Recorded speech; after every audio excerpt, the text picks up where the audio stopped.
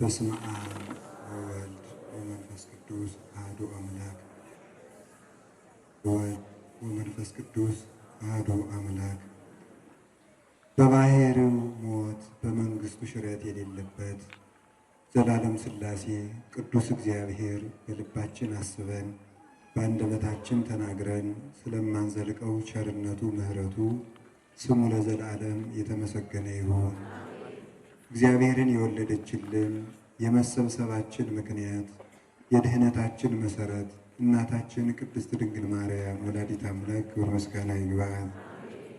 ክቡር አባታችን መላከ ገነት ቆሞስ አባ ናትናኤል የዚህ ደብር አስተዳዳሪ፣ ክቡር አባታችን ሊቀ ጉባኤ ቆሞስ አባ ተክለ ሃይማኖት የደብረ ኃይል ቅዱስ ራጉኤል ደብር አስተዳዳሪ፣ የተከበራችሁ ሊቃውንተ ቤተ ክርስቲያን አባቶች፣ ካህናት፣ መነኮሳት አባቶች፣ ዲያቆናት፣ ወንድሞች፣ የቅድስት ቤተ ክርስቲያን ጌጥ የሆናችሁ የእግዚአብሔር ቤተሰቦች አንድ አምላክ በሚሆን በአብ በወልድ በመንፈስ ቅዱስ ስም እንደምን ዋላችሁ? እንደምን ቆያችሁ? እንደምን አመሻችሁ? ኃጢአታችን ታግሶ በቸርነቱ ብዛት በቅዱስ ቦታው የሰበሰበን የአባቶቻችን አምላክ ቅዱስ እግዚአብሔር ክብር ምስጋና ይግባው። እንደ ቸርነቱ ብዛት አኮ እግዚኦ ንሕነ ዘንትናገር ዘማቤነ በይንተ ዘዚአከ አላ አንተ ተናገር በውስቴትነ። አቤቱ ስላንተ እኛ ከራሳችን የምንናገር አይደለንምና አንተ በልቡናችን አድረ ስላንተ አንተ ተናገር ብሎ አረጋዊ መንፈሳዊ እንዳለ ሕያው ቅዱስ እግዚአብሔር በልቡናችን አድሮ ስለ እርሱ እንድናውቅ እንዲረዳን ቅዱስ ፈቃዱ ይሆንልን። የምንማማርበት የትምህርታችን ኃይለ ቃል የሞት መድኃኒት በሚል ርዕስ እንማማራለን። እስኪ አንድ ጊዜ በሉ፣ እንደገና በሉ፣ ሶስተኛ እንበል። የሞት መድኃኒት የዮሐንስ ወንጌል ምዕራፍ 8 ቁጥር 51 ላይ እናገኘዋለን። አማን አማን እብለክሙ ዘአቀበ ቃሌ ኢይጥዕሞ ለሞት። እውነት እውነት እላችኋለሁ ቃሌን የጠበቀ ሞትን አይቀምስም። እስኪ አንድ ጊዜ ቃሉን እንበለው። እውነት እውነት እላችኋለሁ ቃሌን የጠበቀ ሞትን አይቀምስም። ዳግመኛ እንበል። እውነት እውነት እላችኋለሁ ቃሌን የጠበቀ ሞትን አይቀምስም። ለሶስተኛ ጊዜ እንበል። እውነት እውነት እላችኋለሁ ቃሌን የጠበቀ ሞትን አይቀምስም። ይህንን ቃል የተናገረው መድኃኒታችን ኢየሱስ ክርስቶስ ነው። የነገራቸው ለአይሁድ ነው። ቃሉን የጻፈልን ቅዱስ ዮሐንስ ወንጌላዊ ነው። እንጀራ ሲበሉ የበሉበትን እጅ ካላወቁ ሊነክሱ ስለሚችሉ ያጎረሰንን እጅ እንዳንነክስ ቃሉን ያደረሰልንን ዮሐንስ ወንጌላዊን ማወቅ አለብን። ለምን ቢሉ ከርዕሳችን ጋርም የሚሄድልን ስለሆነ። ርዕሳችን የሞት መድኃኒት ነው። የሞት መድኃኒት ርዕሳችን የሞት መድኃኒት ከሆነ ሞትን የምናመልጥበት ምስጢር ምንድን ነው?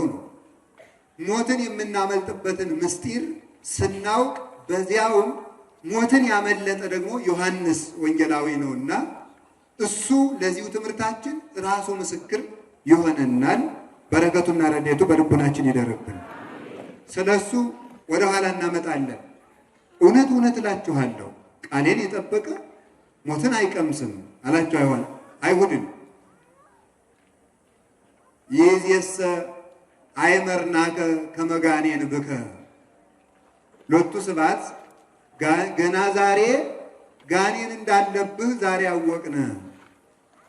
አብርሃም ጥቀ ሞተ ወነቢያትኒ ሞቱ ወአንተሰ ትቤ አማን አማን እብለክሙ ዘአቀበ ቃሌ ኢይጥዕሞ ለሞት ለዓለም። አብርሃም እንኳን ሙቷል፣ ነቢያትም ሙተዋል። አንተስ በጓያ ቃሌን የጠበቀ ሞትን አይቀምስም ትላለህ። ተአቢኑ እምአብርሃም ዘሞተ ወእምነቢያትኒ ዘሞቱ። ከሞተው ከአባታችን ከአብርሃም ከሞቱት አባቶቻችን ከነቢያት አንተ ትበልጣለህን አላቸው። አሉት አይሁድ አብርሃም አቡክሙ ተመነየ ከመ ይራይ ለቴ ርኅይ ወተፈስሐ።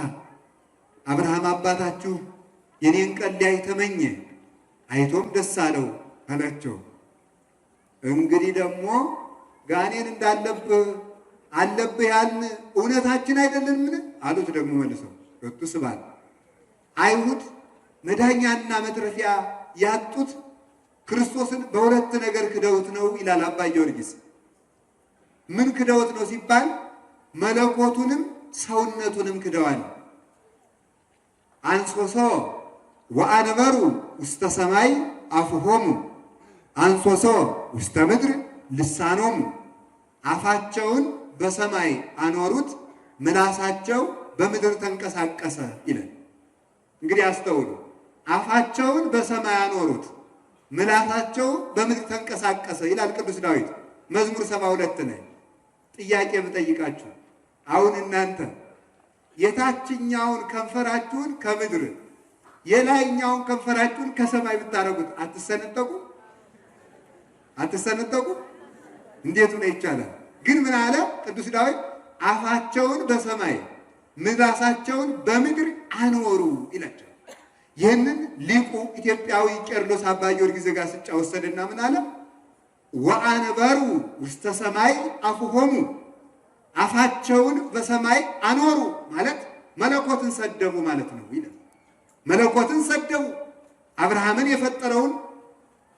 የፈጠረውን ምድርን በውሃ ላይ ያጸናትን ዘረበ ለሰማይ ከመቀመር ሰማይን ያለ ድንኳን ያለ ችካል ያለ መወጠሪያ ያለ ምሰሶ አጽንቶ ያስቀመጠውን ዘይስዕሎሙ ለሕፃናት በውስተ ማኅፀን ሕፃናትን በእናታቸው ማኅፀን የሚቀርጻቸውን እርሱን ያድናቸው ቢመጣ መለኮትነቱን ካዱ። ወአንበሩ ውስተ ሰማይ አፍሆሙ። እኔ የአብ አካላዊ ቃል ነኝ ቢላቸው ሰማያዊ አባቴ አብ ነው ቢላቸው የዮሴፍ ልጅ ነው አሉት። ኢትሕስሱ ሎቱ አበ በዲበ ምድር ወኢትሕስሱ ሎቱ እመ በውስተ ሰማይ ይላል ቅዱስ ጎርጎርዮስ። ኧረ ተው እናንተ፣ ለሰማያዊ ልደቱ እናት አትፈልጉለት፣ ለምድራዊ ልደቱም አባት አታብጁለት። ተው እንጂ የእናቱ ድንግልና ይወቅሳችኋል፣ ይመሰክርባችኋል ብሎ ቅዱስ ጎርጎርዮስ በዘመን የሚቀድሙትን አይሁድ እንደወቀሳቸው መለኮቱን ሰደቡ። ሰው የማያደርገውን ሥራ አድርጎ እያሳያቸው በሕቱም ድንግልና ተጸንሶ በሕቱም ድንግልና ተወልዶ ማኅተመ ድንግልናዋን ሳይለውጥ ተወልዶ ለአምላክነቱ ምልክት በምትሆን እናቱ ተወልዶ እያሳያቸው ያንን ክደው መለኮትነቱን ይሳደቡ ነበር። አንተ አይሁዳዊ እስኪ ንገረኝ ይላል ኤራቅሊስ። አንተ አይሁዳዊ እስኪ ንገረኝ ወሶበሂ ትቤ አንተ ምንት እማንቱ ተአምራት ወአነይነሂ ንብለክ ምንቱ ውእቱ ጸኒስ ዘእንበለ ዘር። አንተ አይሁዳዊ እስኪ ንገረኝ፣ እናንተ ክርስቲያኖች ምን ምልክት አላችሁ? ምን ታምር አላችሁ? ለእኛ እኮ ባሕር ተከፍሎልናል፣ ደመና ተጋርዶ ተጉዘናል፣ መና ከሰማይ ወርዶልናል፣ ከጭንጫ ላይ ውሃ ፈልቆልናል፣ በሙሴ ክንድ ጠላት አሸንፈናል፣ የተሰራ የኢያሪኮ ግንብ አፍርሰናል፣ ርስት ወርሰናል፣ ድንጋይ ተሸክመን ባሕር ተሻግረናል። ለእናንተ ለክርስቲያኖች ምን ምልክት አላችሁ ትለኝ እንደሆነ እኔም እንዲህ ብዬ እመልስልሃለሁ። አንተ ሞኛ አይሁዳዊ፣ በድንግልና መጽነስ ምንድን ነው? ያለ ዘር መጽነስ ምንድን ነው? ተአምር ምንድን ነው ትለኝ እኮ እንደሆነ ያለ ዘር በድንግልና መጽነሱ ምንድነው? ድንግል ተጸንሰት ድንግል ጸንሰት ወለደት። ተመልከቱ። ወወሊድ ዘእንበለ መወልዲት ያላዋላጅ ድንግል ድንግልናዋ ሳይለወጥ መውለድ ምንድነው? ድንግል ጸንሰት ወለደት። ተመልከቱ። ዘእንበለ ይማስን ድንግልናዋ ሳይለወጥ አምላክን ወለደችው። ታምር ምንድነው ትለኝ እንደሆነ ያለ ዘር መጽነስ ምንድነው? ታምር ምንድነው ትለኝ እንደሆነ በድንግልና መውለድ ምንድነው? ታምር ምንድነው ትለኝ እንደሆነ ወልዶ ለዘላለም ድንግል መሆን ምንድነው ብዬ መልስልሃለሁ።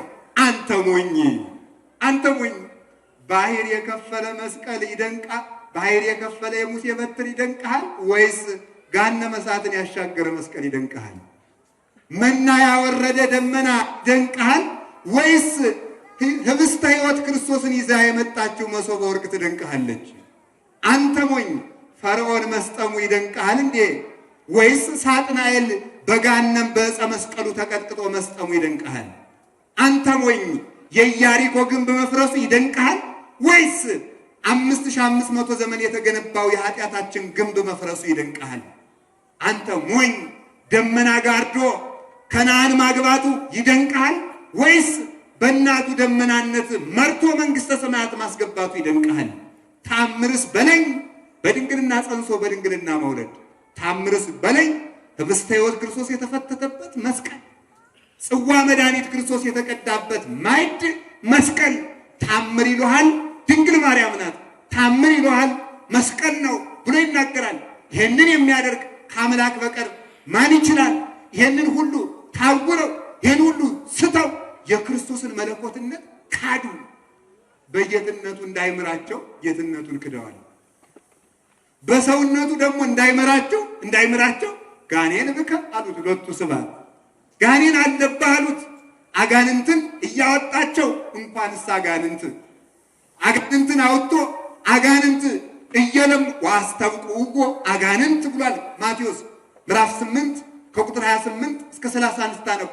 አጋንንት ተሰብስበው ኦ ክርስቶስ ወልደ እግዚአብሔር ሕያው አይመርኩከ ከመ መኑ አንተ ታጥፋኒ ዘእንበለ ቢጸሐ ጊዜ የሕያው እግዚአብሔር ልጅ ክርስቶስ አንተ ማን እንደሆንክ አውቄሃለሁ፣ ጊዜ ሳይደርስ እንዳታጠፋኝ እለምንሃለሁ ብሎ ጋኔን አምላኩን ሲያውቅ የሰው ልጅ አምላኩን ሰቅሎ ገደለ። ጋኔን አምላኩን አወቀ። ሰይጣን አይጠቀምም እንጂ አምላኩን ያውቃል፣ ጌታውን ያውቃል። ታውቃላችሁ የሰይጣን የጸሎት ጊዜ ስንት ሰዓት ነው? ከምሽቱ 1 ሰዓት የሰይጣን የጸሎት ጊዜ ነው። አጋንንት ተሰብስበው 1 ሰዓት ላይ ለጸሎት ይሄዳሉ። ሰው ለዚህ ነው ደበረኝ ሲል ውሎ ማታ ቀለል የሚለው። ለምን? እላዩ ላይ ያሉት አጋንንት ለጸሎት ስለሚሰበሰቡ ጥለው ስለሚሄዱ ሰው ማታ ቀለል ይለዋል። አይታችሁታል? ቀለል የሚለው ለዚያ ነው። አሁን ብዙ ጊዜ የከተማ ሰው ወክ የሚለው ነገር አለ። ማታን የሚወጣ 6 ሰዓት ላይ ነው። አጋንንቱ ስለሚወጡለት እኮ ነው። አጋንንቱ ስለሚወጡለት ሰው ቀለል የሚለው ለዚያ ነው። ጋኔን እንኳን ይጸልያል አምላኩን አውቆ። ጋኔን አምላኩን አውቆ አታጥፋኝ ፈጣሪ አንተ አታጥፋኝ አለ። ግን የሰይጣን ዕውቀት ጥቅም የለው። አምላኩን አውቋል። ክርስቶስ ወልደ እግዚአብሔር ማለት ቀላል ይመስለዋል ሰው። አንድ ጥያቄ ልጠይቃችሁ። ኦፍኒ ይወልድ አርዌ አላ ይወልድ ኦፈ አርዌኒ ይወልድ ኦፈ አራ አላ ይወልድ አርዌ ሰብኒ ይወልድ አርዌ ወይ ኦፈ አላ ይወልድ ሰባ ኢለ። ምን ማለት ነው? ወፍ ወፍን ይወልዳል እንጂ አውሬ አይወልድም። አውሬ አውሬን ይወልዳል እንጂ ወፍ አይወልድም። ሰው ሰውን ይወልዳል እንጂ አውሬን ወይም ወፍን አይወልድም። እግዚአብሔርም እግዚአብሔርን ይወልዳል እንጂ ፍጡር አልወለደም ይላል። እንግዲያውስ ወፍ ወፍን የሚወልድ ከሆነ፣ ሰው ሰውን የሚወልድ ከሆነ፣ አውሬ አውሬን የሚወልድ ከሆነ የእግዚአብሔር ልጅም እግዚአብሔር ነው በል ይላል። የእግዚአብሔር ልጅ እግዚአብሔር ነው በል። የእግዚአብሔር ልጅ ክርስቶስ ማን ነው? እግዚአብሔር ነው። ቅዱስ ሳዊሮስ ዘስሙናይን የሚባል የቤተ ክርስቲያን ሊቅ ነው። እናንተ ግን አታውቁትም፣ ተመስገን ነው።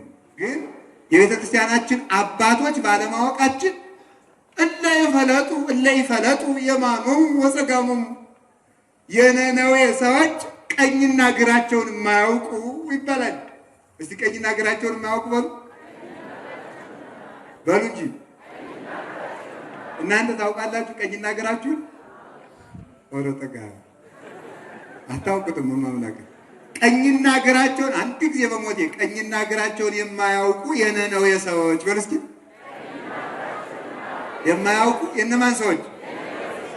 እናንተሳ ሴቶች ሴት መሆናችሁን ታውቃላችሁ? እንግዲያ ሱሪ ለምን ትለብሳላችሁ? ቀኝና ግራቸውን የማያውቁ የነነዌ ሰዎች በሉ እንጂ የነነዌ ሰዎች በሉ። ወንዶች ወንድነታችሁን ታውቃላችሁ? እንግዲያ ጉትቻ ለምን ታደርጋላችሁ? ቀኝና ግራቸውን የማያውቁ በሉ። ያው ስሙ እንዳይገባብን የነነዌ እንበል ግድ የለም። የነነዌ ሰዎች በሉ እስቲ። የነነዌ ሰዎች ቅጥ የሌለው ኑሮ ነው እኮ የምንኖረው። ወንዱ አይታወቅ፣ ሴቱ አይታወቅ፣ ባለትዳሩ አይታወቅ፣ ቤተፈቱ አይታወቅ። ራስና እግር ሚናቸውን የለዩበት። እግር ተነስቶ ራስ ይሆናል፣ ራስ ወርዶ እግር ይሆናል። የተቸገረች ሀገር እኮ ናት። እግሩ ራስ ሆኗል፣ ራሱ እግር ሆኗል። ቀኝና ግራ ሚናቸውን አለዩ። አይጣ ላይ ድረስ እኮ ነው። ድንጋይ በሰማይ ላይ አበራለሁ ይላል፣ ከዋክብት ደግሞ በምድር ይንከራተታሉ። ትርጉሙን ለእናንተ አንዳንድ ጊዜማ ለእናንተም ደግሞ ድርሻ ልስጣችሁ። ሰማይ ድንጋይ በሰማይ አበራለሁ ቢል ከዋክብት በምድር ቢረግፉ ዘመን ተገላበጠ ይባላል። እንደዚህ የሆነበት ዘመን ነው። ድንጋዩ በሰማይ ተቀምጧል፣ ከዋክብት በምድር ረግፈዋል። ምን ማለት ነው? ክርስቲያኖች ምድራውያን ሆነዋል። ክርስቲያንን ምድራዊነት ከገዛው ከከሃዲ ብልጫ የለው።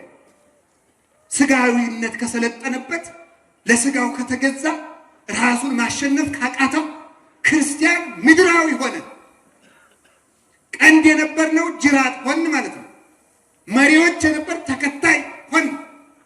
ዓለሙን እንኳን ልንመራው መከተል ማቅቶናል። ዓለሙ እየመራን አሸንፎን አስቸግሮን ተቀምጠናል። አላችሁ የላችሁ?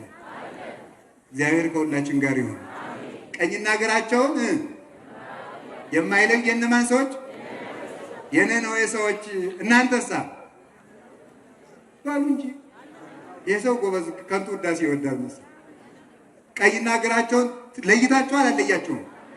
አሌ ሎሙ ለለ ይብሉ ለሰናይ እኩየ ወለእኩይኒ ሰናይ አለ ኢሳይያስ። መራራውን ጣፋጭ ነው፣ ጣፋጩን መራራ ነው ለሚል ሕዝብ ወዮለት ይላል ትንቢተ ኢሳይያስ ምዕራፍ 5 ላይ። መራራውን ጣፋጭ ነው፣ ጣፋጩን መራራ ነው ለሚል ሕዝብ ወዮለት። መራራውን ጣፋጭ ነው። ዘፈን ደስ ይላችኋል፣ መዝሙር ያበሳጫችኋል፣ እንቅልፍ ደስ ይላችኋል።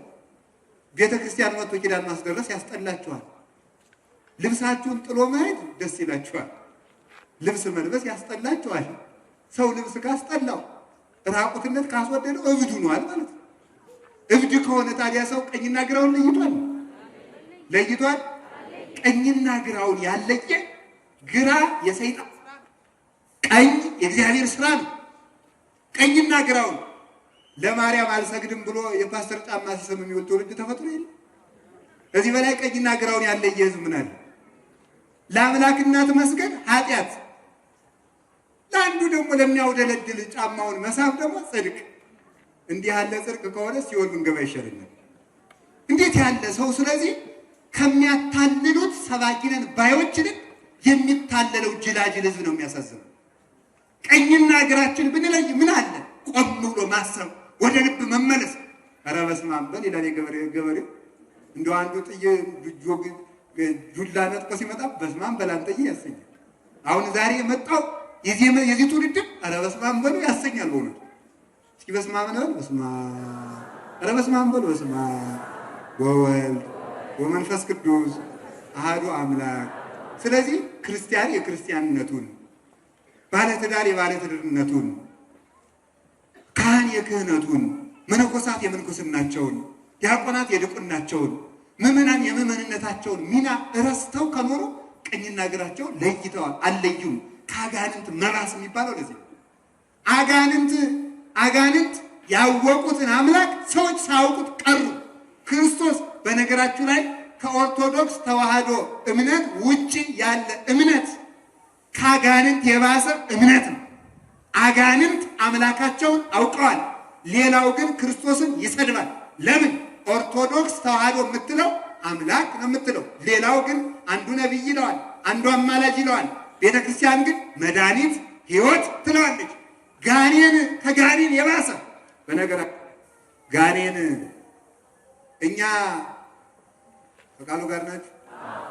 የሕያው እግዚአብሔር ልጅ ክርስቶስ ከአንተ ጋር ምን አለን ሲሉት የሕያው እግዚአብሔር ልጅ ክርስቶስ ሲሉት አዎ እውነታችሁን ነው አምላክነቴን አውቃችሁታል አላላቸው። ምን አላቸው? አፍክን ዝጋና ውጣ አላቸው። ሊቃውንት ምን ይላሉ? እንዴ ሰይጣን ምን አደረገና ነው አፍክን ዝጋ የሚለው? ጥያቄ ሰይጣን የሕያው እግዚአብሔር ልጅ ክርስቶስ ብሎ ነው የመሰከረ። ሃይማኖቱን በመሰከረ ምን አድርጎ ተቀጣ? ለምን አፍክን ዝጋ ነው ቢሉ እውነት እንኳን ቢናገር ሰይጣን የተናገረው እውነት አይሆንምና ይላል። እውነት እንኳን ቢናገር ሰይጣን የሚያመጣው እውነት ለምንድን ነው? ለጥፋት። እውነት የተናገረ ሁሉ እውነተኛ ሊሆን አይችልም። ተገዶ እውነት የሚናገር አለ፣ እንወር ብሎ እውነት የሚናገር አለ፣ ሊያታልለን እውነት የሚናገር አለ፣ እውነትን በውሸት ሸፍኖ የሚመጣም አለ። የሚያታልል ማለት ነው። እውነትን እያቀመሰ በውስጡ መርዝ ቀምሞ የሚመጣ አለ። እዚህ ላችኋል። በቅዱስ ጳውሎስ ጊዜም እነ ቅዱስ ጳውሎስ ሲመጡ ከጠንቋይቱ ላይ ያለው ጋኔን ከላይዋ ላይ ሆነና እናንተ ሰዎች ስሙ፣ እነዚህ ሰዎች የልዑል አምላክ ባሪያዎች ናቸው፣ የሚጠቅሟችሁን ይነግሯችኋልና ስሟቸው አለ። እውነቱን ነው ውሸቱን ነው? ቅዱስ ጳውሎስ የሚጠቅመንን አይነግረንም? አዲያ እውነቱን ነው ውሸቱን ነው? ቅዱስ ጳውሎስ ግን ምን አለ? አፍክን ዝጋና ውጣ ነው። ለምን? ሊቃውንት ምን ይላሉ? እውነትም እንኳን ቢሆን ሰይጣን የሰበከው እውነት አይሆንም ይላል። ሰይጣን የሰበከው እውነት አይሆንም። ለዚህ ነው ዛሬ ዘመኑ የተታለለበት ዋናው ምክንያት የአጋንንትን ምስክርነት እያመነ ነው። አንደኛ እንደው አንዳንድ ጊዜማ ሰይጣኑ ራሱ ሳይሳሳት ይቀራል ማለት ምን ማለት ነው? ሰይጣንነቱን የረሳው ይመስለኛል። ለምን መሰላችሁ? በእግዚአብሔር ሲሉት ዝም ይላል፣ በማርያም ሲሉት ዝም ይላል፣ በአባ ገሌ ሲሉት ኧረ ተቃጠልኩ ይላል። እንዲህ ያለ ጅል ሰይጣን ነው በእውነቱ ማለት ነው። ማለት ሰይጣንነቱን ረስቷል ማለት ነው። የአምላክ ስም ሳያቃጥለው፣ የማርያም ስም ሳያቃጥለው፣ የሚካኤል የገብርኤል የአቡነ ተክለ ሃይማኖት የጻድቃን ስም ሳያቃጥለው የሆነ መነኩሴ መሳይ፣ የሆነ ባይታዊ መሳይ፣ የሆነ ሰባኪ መሳይ ስሙ ሲጠራ ተቃጠልኩ የሚል ከሆነ ይሄማ ሰይጣን ደግሞ ሌላ ሰይጣን እናንተ ወይ ግሩም እኮ ነው። ሰይጣን አብዷል አንድ አባት ድሮም እኮ አብዷል፣ ግን ዘንድሮ ሰይጣን አንደኛውን አበደ አሉ። በእውነት የጉባኤ መምህር ናቸው፣ የእኛ መምህራችን ናቸው። የኔታ አረጋዊን ይባላሉ እና ምን አሉ? ዘንድሮ ሰይጣን አበደ አሉ። ድሮም እብድ ነው አይደል? አበደ። አንድ ሰው አበደ የሚባለው መደበኛ ጠባዩን ሲለቅ ነው አይደል? ሰይጣን የሰይጣንነቱን ነገር ከተው አበደ ማለት ነው። ስለዚህ ሰው ይህን ማሰብ ይጠበቅበታል። ምን ጊዜም አጋንንትን ማስለፍለፍ የጽድቅ ምልክት አይደለም። አጋንንትን ማስለፍለፍ ለምን? ማስለፍለፍ ጽድቅ ቢሆን ኑሮ ክርስቶስ ያስለፈልፈው ነበር፣ ቅዱስ ጳውሎስ ያስለፈልፈው ነበር። የእግዚአብሔር የሆኑ ቅዱሳን ምልክታቸው ጋኔን አፉን ሲከፍት በሕያው እግዚአብሔር በስልጣነ ጴጥሮስ ወጳውሎስ ከሙታን ተለይቶ ተነስቶ ሙታንን በሚያስነሳቸው በሕያው ስግው ቃል በመድኃኒታችን በኢየሱስ ክርስቶስ ስም አፍክን ዝጋ የሚሉት። አንዳንዶቹ ደግሞ መቼ ያስከው? ማክሰኞ። መቼ ተለቀዋለህ? ረቡዕ። ለምን ያስከው? በቃ እንደዚህ ያለ እንዲህ ያለ ተመልከቱ። ይሄም እንግዲህ ጻድቅ መሆኑ ነው ማለት። ይህንን ያለየ ትውልድ ከዚያ በኋላ ተመልከቱ። አሁን እኔ በስመ አብ ስል 3 ሰዎች ቢያፈቋቸው ሁሉም ግር ብሎ ሊሰግድ ነው። እንዲህ ያለ ጅልነት ለቀኝና ግራውን ያለየ ህዝብ የሚባለው ለሱ ነው። እና እነዚያ ሰዎች ጋኔን ያወቀውን ክርስቶስ ጋኔን አለብህ አሉት። አጋንንት የተንቀጠቀጡለትን ክርስቶስን ሳጥናኤልን የቀጠቀጠው ጋኔን አለብህ አሉት። ስለዚህ አለቃ አባ ጊዮርጊስ በጌትነቱ እንዳይምራቸው ፍጡር ነህ ብለውታል፣ በሰውነቱ እንዳይምራቸው ጋኔን አለብህ ብለውታልና አይሁድ መዳኛ የላቸው ይላል። ከእንዲህ ያሉ ትውልዶች እግዚአብሔር ይሰውረን፣ እግዚአብሔር ይሰውረን። ስለዚህ እነሱ አሁን ገና ጋኔን እንዳለበት አወቅን። አብርሃም እንኳን ሙቷል፣ ክርስቶስ ግን የአብርሃም ፈጣሪ ነው። እነሱ አላወቁትም እንጂ ከዚያ በኋላ ኧረ አብርሃም አባታችሁስ የኔን ቀን ሊያይ ተመኝቶ ነበር አለ። መቼ ነው ያየው? አብርሃም ተመኔ ተፈስሐ ወተነበየ ምስጢረ ሞትከ ክርስቶስ አመ በግዕ አለ። አብርሃምማ የክርስቶስን ሞት ያየው ምንድን ነው?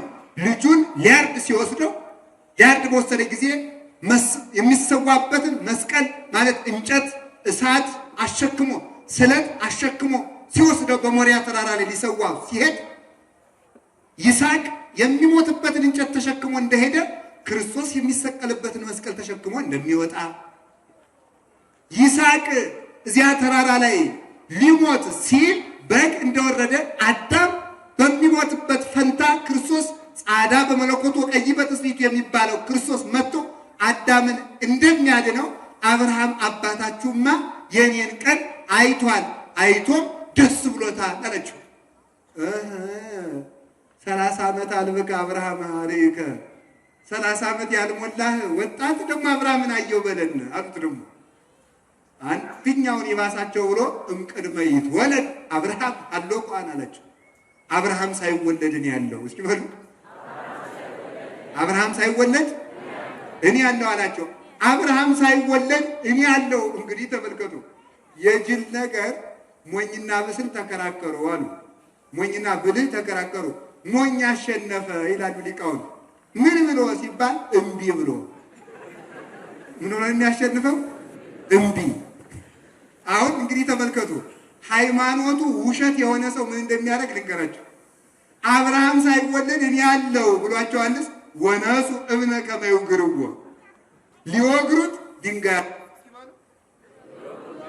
ሊወግሩት ምን አነሱ? ስለዚህ በአመክንዮ በትምህርት ሃይማኖት በዶክትሪን በስርዓት በሃይማኖት በትምህርት ብልጫ በምስጢር በታምራት በኃይል በቅድስና በጸሎት በሰማያዊትና በመንፈሳዊት ኃይል ሃይማኖታቸው የማያሸንፍላቸው ሰዎች ቶሎ ብለው ድንጋይ ነው የሚያነሱ። ሃይማኖቱ አቅም የሌለው ሰው ቶሎ ብሎ ድንጋይ ያነሳል። ሃይማኖቱ ኃይል እንዳለው የሚያውቅ ሰው ደግሞ እየሞተ ይኖራል። እየሞተ ለዘላለም ይጓዛል። አንድ ቀን ሙቶ ለዘላለም ይኖራል። ድንጋይ የሚያነሱ ግን ሃይማኖታቸው አቅም እንደሌለው ያሳያሉ። እንዴት ሆነ? አብርሃም ሳይወለድ እኔ ያለው ማለት ነው። አብርሃም ሳይወለድ ማለት አብርሃም ማለት የአሕዛብም አባት ነው፣ የሕዝብም አባት ነው። አብርሃም ማለት የጠቅላላው የሰው ልጆች ውክልና ነው። አብርሃም ሳይወለድ እኔ ያለው ማለት የሰው ልጅ ሳይፈጠር የነበር የሰው ልጆች ፈጣሪ እኔ ነኝ ማለት ነው። አስተውሉ። ነቢይ የተባሉ ብዙዎች አሉ። ሐዋርያ የተባሉ ብዙዎች አሉ። ጌታ የሚባሉ ብዙዎች አሉ። ነገስታትም ጌታ ይባላሉ። አምላክ የተባሉም አሉ። ፈርዖንም ሙሴም የፈርዖን አምላክ ተብሎ ተጠርቷል። ኦሪት ዘጸአት ምዕራፍ 7 ላይ የፈርዖን አምላክ ተብሎ ተጠርቷል። አምላክ የተባሉም አሉ፣ ጌታ የሚባሉም አሉ፣ ነቢያት የተባሉም አሉ፣ ሐዋርያት የተባሉም አሉ። ፈጣሪ የሚባል ግን ክርስቶስ ብቻ ነው። ፈጣሪ ቅድመ ዓለም የነበረ ፈጣሪ፣ አብርሃም ሳይወለድ የነበረ ፈጣሪ የተባለ እርሱ ብቻ ነው። የክርስቶስን የባህሪ አምላክነት ከምናውቅባቸው ነገሮች አንዱ ፈጣሪ የሚለው ነው። እስኪ ፈጣሪ በሉ። ምን አላችሁኝ? ፈጣሪ 30 ዓመት አንዳንድ ሞኛሞች እንዲህ ይላሉ፣ አምላካችሁ ክርስቶስ እናንተ ናችሁ እንጂ አምላክ ያላችሁት እኔ አምላክ ነኝ ብሏል ይላል። አዎ ብሏል። 30 ዓመት ያልሞላው እንግዲህ አብርሃም ሳይወለድ እኔ ያለው ማለት ነው። አብርሃምን የፈጠርኩ ፈጣሪ እኔ ነኝ። ቅዱስ ጳውሎስም ለመኑ መላእክቲሁ ይቤሎ ንበር በየማኔ በእንተ ወልዱሰ ይቤ መንበርከ እግዚኦ ለዓለመ ዓለም ይላል። ዕብራውያን ምዕራፍ 1 ቁጥር 17 ላይ እናንተ ስሙ እስኪ ከመላእክት ማንኛውን ነው እግዚአብሔር በቀኝ የተቀመጠ ያለው አለ። ሚካኤልን ብሎታል፣ ገብርኤልን ብሎታል፣ ሱራፌልን ብሏቸዋል፣ ኪሩቤልን ብሏቸዋል፣ ኃይላትን ስልጣናትን ብሏቸዋል። አላላቸውም። እንኳንስ በመንበር የተቀመጡ በቀኝ የተቀመጡ ሊላቸው እንኳንስ በዙፋኑ ሊያኖራቸው አለ። ተመልከቱ እስቲ ስሙ እንዴት አለ። በዓመተ ሞተ ዖዝያን ንጉሥ በዓመተ ሞተ ዖዝያንም ይላል ርኢክዎ ለእግዚአብሔር እንዘ ይነብር ዲበ መንበሩ ነዋህ ወብሩህ ጥቀ ወሱራፌል ይቀውሙ አውዶ በክሌ ክነፊሆሙ ይከድኑ ገጾሙ ወበክሌ ክነፊሆሙ ይከድኑ እግሮሙ ወበክሌ ክነፊሆሙ ይሰሩ አንጻረ ወይብሉ ቅዱስ ቅዱስ ቅዱስ እግዚአብሔር ጸባዖት ፍጹም ምሉእ ሰማያተ ወምድረ ቅድሳተ ስብሐቲከ አለ ኢሳይያስ። ዖዝያን በሞተበት ዓመት ዖዝያን በሞተ በዓመቱ ይላል። ዖዝያን በሞተ በዓመቱ እግዚአብሔርን በረጅም ዙፋን ላይ አየሁት። ሱራፌልም የልብሱም ዘርፍ መቅደሱን ሞልቶት ነበረ። ሱራፌልም ዙሪያውን ቆመው ነበረ።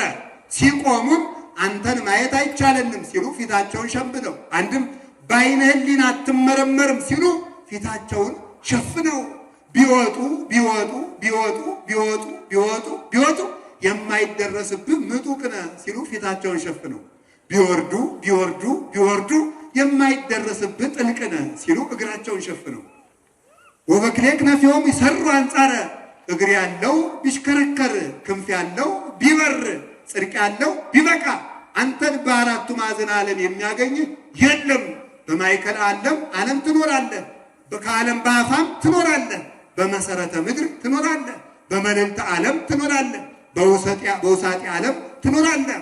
ይጸውር ድደ ወይነብር ጠፈረ በታች መሰረቱም አንተ ነህ በላይም ጠፈሩ አንተ ነህ የሚባል ጌታ መሆኑን እየደነገጡ እየራዱ በፊቱ እየተንቀጠቀጡ ይገዙለታል። እንኳንስ በመንበሩ ሊቀመጡ ታዲያ እንዲህም ይላሉ ቅዱስ ቅዱስ ቅዱስ እግዚአብሔር ቅዱስ። አንዱን ቅዱስ ለአብ አካል፣ አንዱን ቅዱስ ለወልድ አካል፣ አንዱን ቅዱስ ለመንፈስ ቅዱስ አካል። እግዚአብሔር የሚለውን ግን ሶስት ጊዜ አይሉትም፣ አንድ እግዚአብሔር ነውና። ሶስት ጊዜ ቅዱስ ይቤሉ ቅዱሳን ቅዱሳን ቅዱሳን አላ ይቤሉ ቅዱስ ቅዱስ ቅዱስ ቅዱሳን ቅዱሳን ቅዱሳን አይሉ። ቅዱስ ቅዱስ ቅዱስ ነው። ቅዱስ የሚለውን ሶስት ጊዜ ደገሙት፣ ሶስት አካል። እግዚአብሔር የሚለውን አንድ ጊዜ ብቻ አሉት፣ አንድ አምላክ ለማለት። አዲያ ተመልከቱ፣ እንዲህ ብለው እንኳንስ ከመንበሩ ሊቀመጡ አለ ሱራፌል እየደነገጡ ዙሪያውን ከበው ይቆማሉ። ከላይ እንኳን ከመያው ኢዮሙ ነበልባሉ ነደ እሳቱ እንዳያቃጥላቸው በፍርሃት በራድ ሆነው ይኖራሉ። አንተ ሞኝ ሱራፌል አላችሁ። ሱራፌል ዙሪያውን ከበው ደንግጠው የሚቆሙለትን ክርስቶስ ግን በአብ መንበር ተቀምጧልና ነቢይ እንዳትለው በመንበሩ የሚቀመጥ ነቢይ ወዴት አለ? ሐዋርያ እንዳትለው ከመንበሩ የሚቀመጥ ሐዋርያ ወዴት አለ? መልአክ እንዳትለው መልአክ እንኳን ከእግዚአብሔር መንበር ሊቀመጥ ይችልና ተሸክሞም እየደነገጠ ይኖራል። እንግዲያውስ ክርስቶስ እግዚአ ሰማያት ወምድር ዓለማትን የፈጠረ ጌታ ነው ብሎ ቅዱስ ጳውሎስ በዚህ ያስረዳል። ይህንን ጌታ አምነን ጸንተን ለመኖር ያብቃን። ምድርና ሰማያትን ያጸናው የዓለማት ፈጣሪ እኔ ነኝ ሲል አብርሃም ሳይወለድ እኔ ያለው አላቸው። በዚህ ምክንያት ሊቃውንቱ ቅዱስ ቄርሎስ ዘእስክንድርያ አምደ ሃይማኖት ምን ብሎ ይናገራል? ዮሐንስ ቀዳሚው ቃል ብሎ የጻፈው አምላኩ እንዲህ ብሎ ሲሰብክ ሰምቶት ነው። ተመልከቱ፣ እኔ አብርሃም ሳይወለድ ነበርኩ የሚለውን ሰምቶ በመጀመሪያ ቃል ነበረ ብሎ ጻፈ ይላል። እስኪ በመጀመሪያ ቃል ነበረ በሉ። ቃልም በእግዚአብሔር ዘንድ ነበረ። ቃልም ማን ነበረ? እግዚአብሔር ነበረ በሉ። አርዮስን የረታው ይሄ ነው። እስከ ዓለም ፍጻሜ የሚመጣውን አርዮሳዊ ሁሉ የምንቀጠቅጥበት ማጭድ፣ የምናጭድበት ማጭድ ቀዳሚሁ ቃል በመጀመሪያ ቃል ነበረ የሚለውን ዘላለም ሁልጊዜ የሚበቅለውን እንክርዳድ በዚህ ማጭድ እናጭደዋለን። ከዚያ በኋላ ተመልከቱ፣ በጉባኤ አውድማ እናዘረዋለን። በስልጣነ ክህነት ነፋስ እየለየን እያበጠርን እናስወጣዋለን። ምርጡ ተራ እንክርዳዱን ለእሳት እንወረውረዋለን ማለት ነው። ግን እንክርዳዱ ከመሆን ይሰውረን። ቀዳሚው ቃል በሚለው በዚህ ቃል ሁልጊዜ መናፍቃን ሲረቱበት ይኖራል። አርዮስ በነገራችሁ ላይ እንዲህ አለ። አርዮስ አቤት ወልድ ፍጡር ነው ትላለህ? አዎ አለ ሎቱ ስብሐት። አንተ ሞኝ ወልድ ፍጡር ነው ብለህ የምታምን ከሆነ ወልድ የአብ ጸዳል ነው ይልብሃል። ዕብራውያን ምዕራፍ 1 ቁጥር 3 ላይ ወልድ የአብ ጸዳል የአብ ብርሃን ነው ይልብሃል ብሏል ጳውሎስ። አላለም አለው ብሏል። ዕብራውያን 1 ምዕራፍ 1 ቁጥር 3 ወልድ የአብ ጸዳል ነው አይደለም? ነው አለ። እሺ የአብ ብርሃን ነው አይደለም? ነው። ወልድ የአብ ብርሃን ከሆነ ወልድ ቆይቶ የተፈጠረ ነው የምትል ከሆነ ወልድ እስከሚፈጠር ድረስ አብ በማን ብርሃን ነበረ ቢለው ጻት። እንግዲህ ድንጋይ ማንሳቱ ነው። ተመልከቱ፣ ወልድ ተመልከቱ፣ ወልድ የአብ ብርሃን ነው።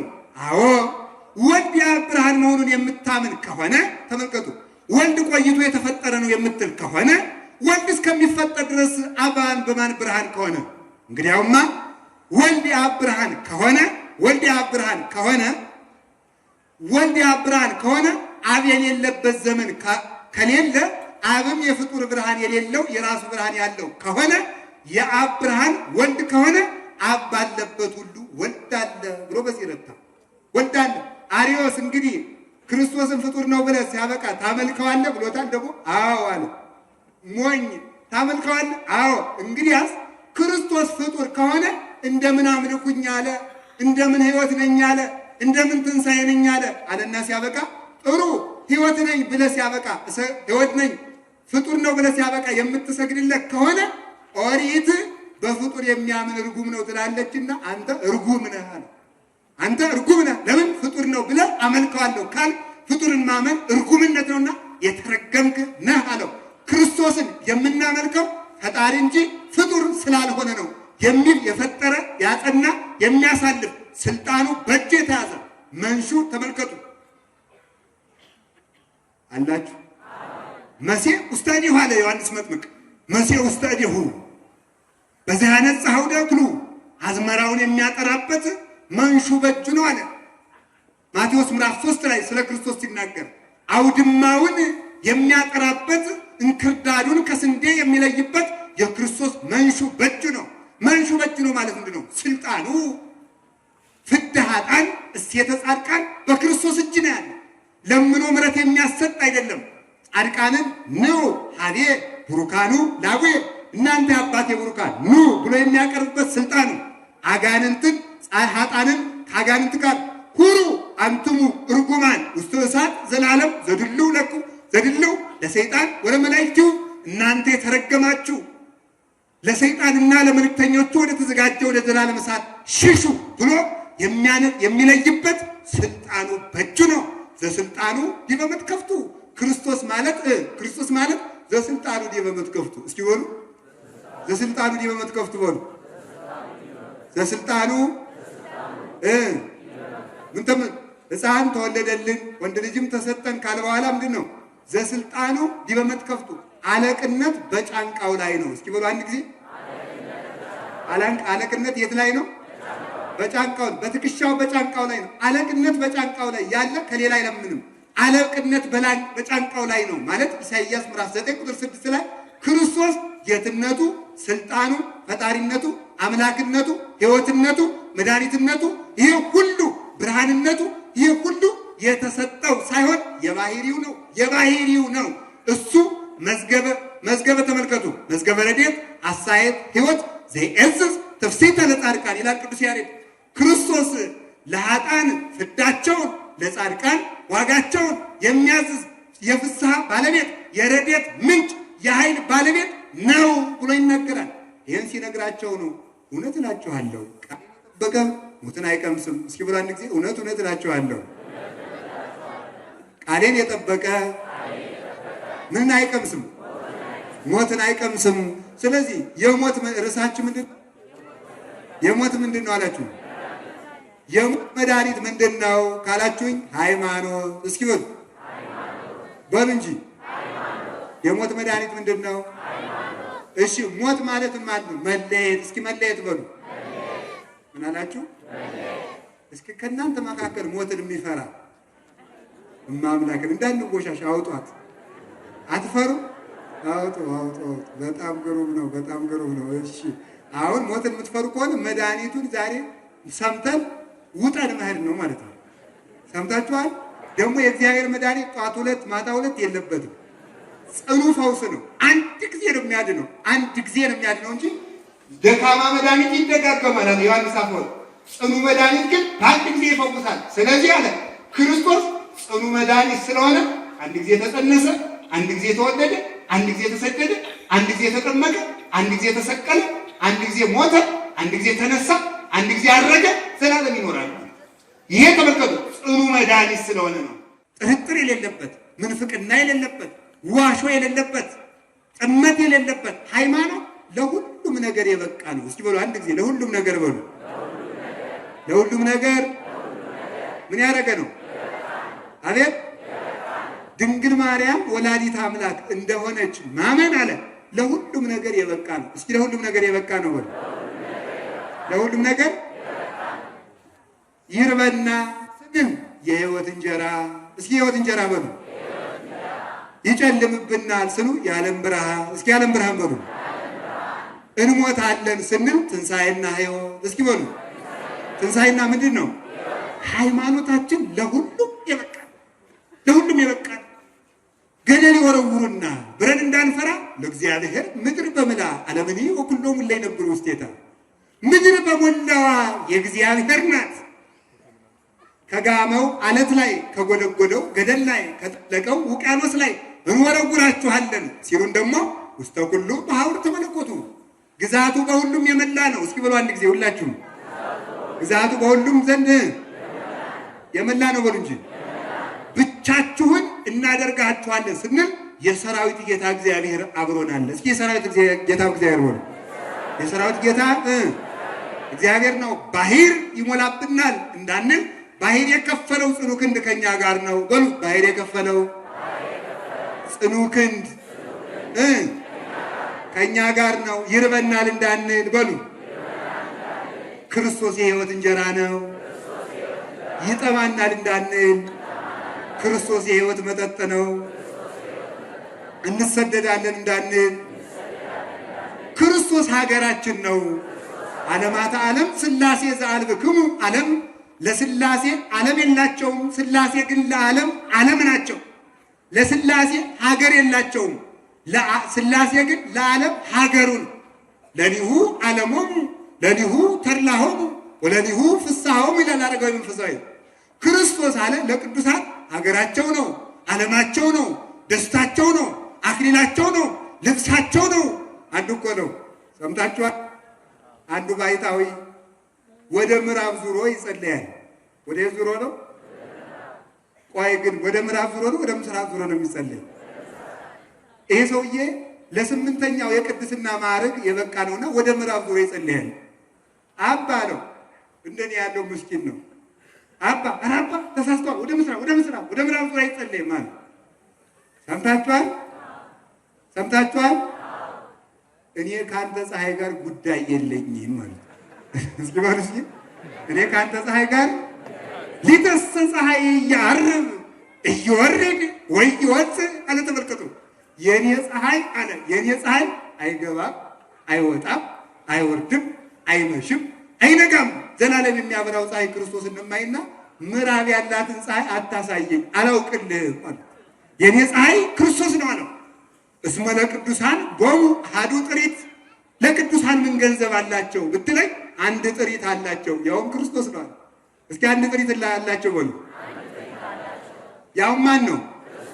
ፀሐያቸው ነው። እናንተ ለጨለማችን ብርሃን፣ ለረሃባችን ምግብ፣ ለጥማችን መጠጥ፣ ለደዌያችን ፈውስ፣ ለሞታችን ትንሣኤ፣ ለቁስላችን መድኃኒት ኢየሱስ ክርስቶስ ሀገራችን፣ ዓለማችን፣ ትንሣኤያችን፣ ሁለንተናችን እርሱ ነው።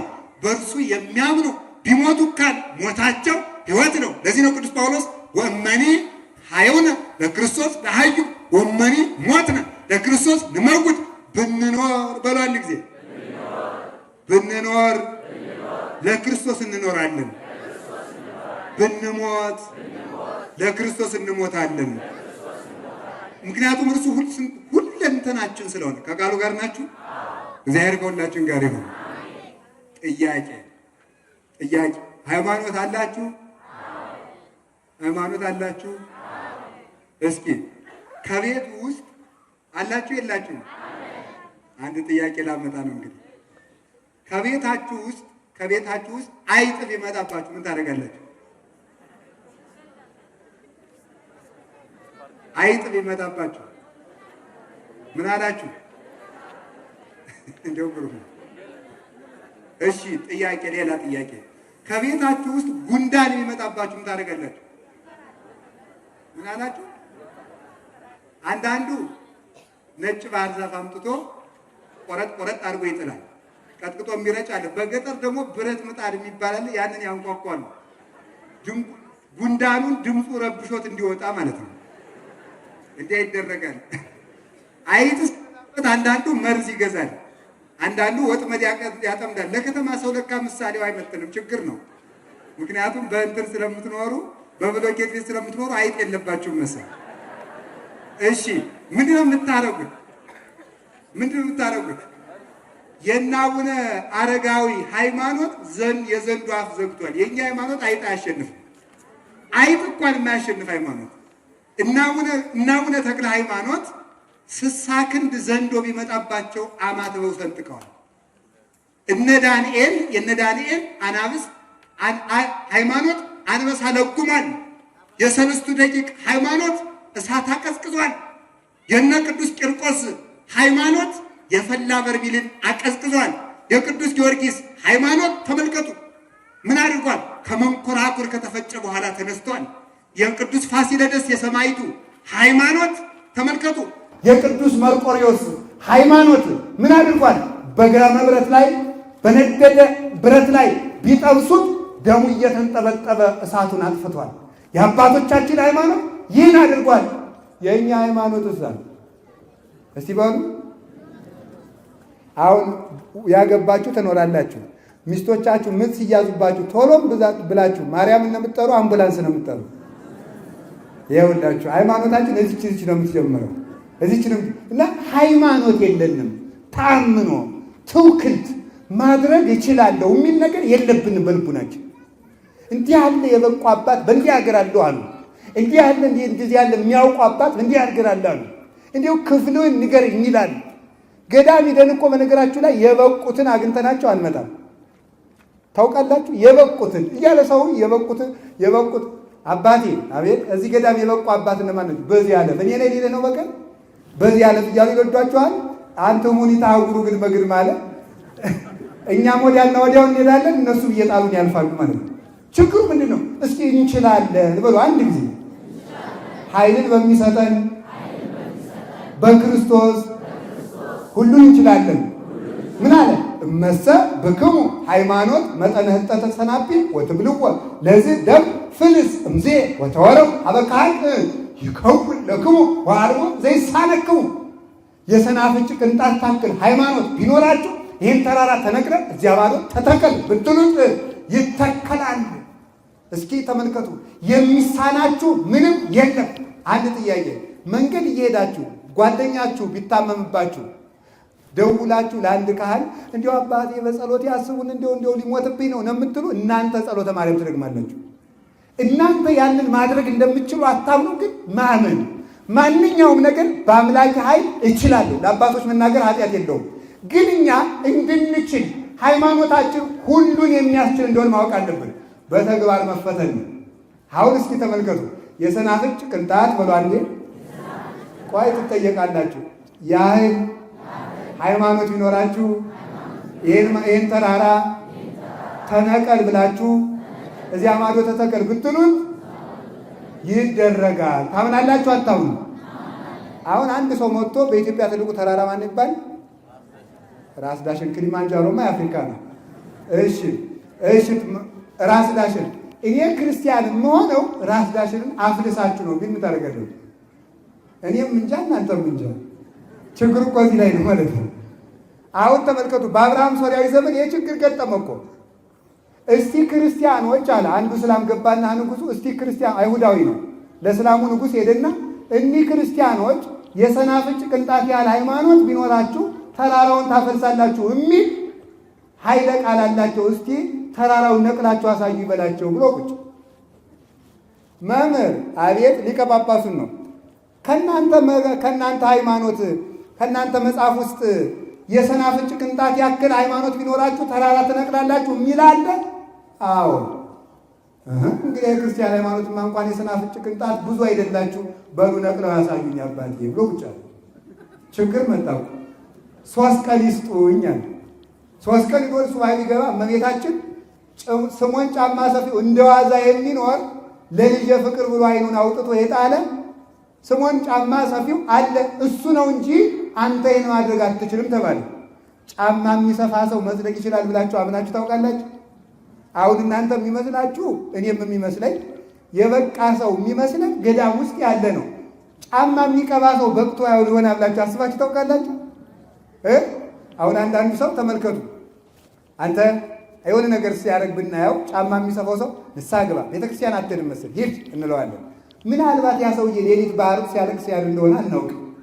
የእግዚአብሔር ሰው የት ይኖራል ብትሉኝ እግዚአብሔር የትም እንዳለ የእግዚአብሔር ሰውም የትም አለ። የትም አለ የእግዚአብሔር ሰው። ከዚያ በኋላ ስምዖን ጫማ ሰፊው ቅርጫቱን ሰርቶ ሽጦ ሊበላ ማለት ነው። ያችን ሊሸጥ ሲሄድ ሊቀ ጳጳሱ ቆየኝ ወንድም ያለው ዛሬ ድሃ ሰርቶ ቅርጫት ሽጦ ላይበላ ነው እንዲህ ያለ ክብሩ እንዳይታወቅበት። ተመልከቱ፣ እኛ ብንሆን እናንተ ብትሆኑ ምን ታደርጋላችሁ? በሞት ያፈርሰው።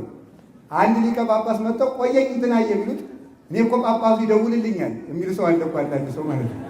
እንደው የታይ ድረስ ነው ማምላክ እንትና ጋር ብሎ አንዳንድ ጊዜማ እንደው አዛኘን ገዳማት ሂደን እኮ ፎቶ ከአቡነ ዘበሰማያት ፎቶ የሚቀርብበት ሰው አለ።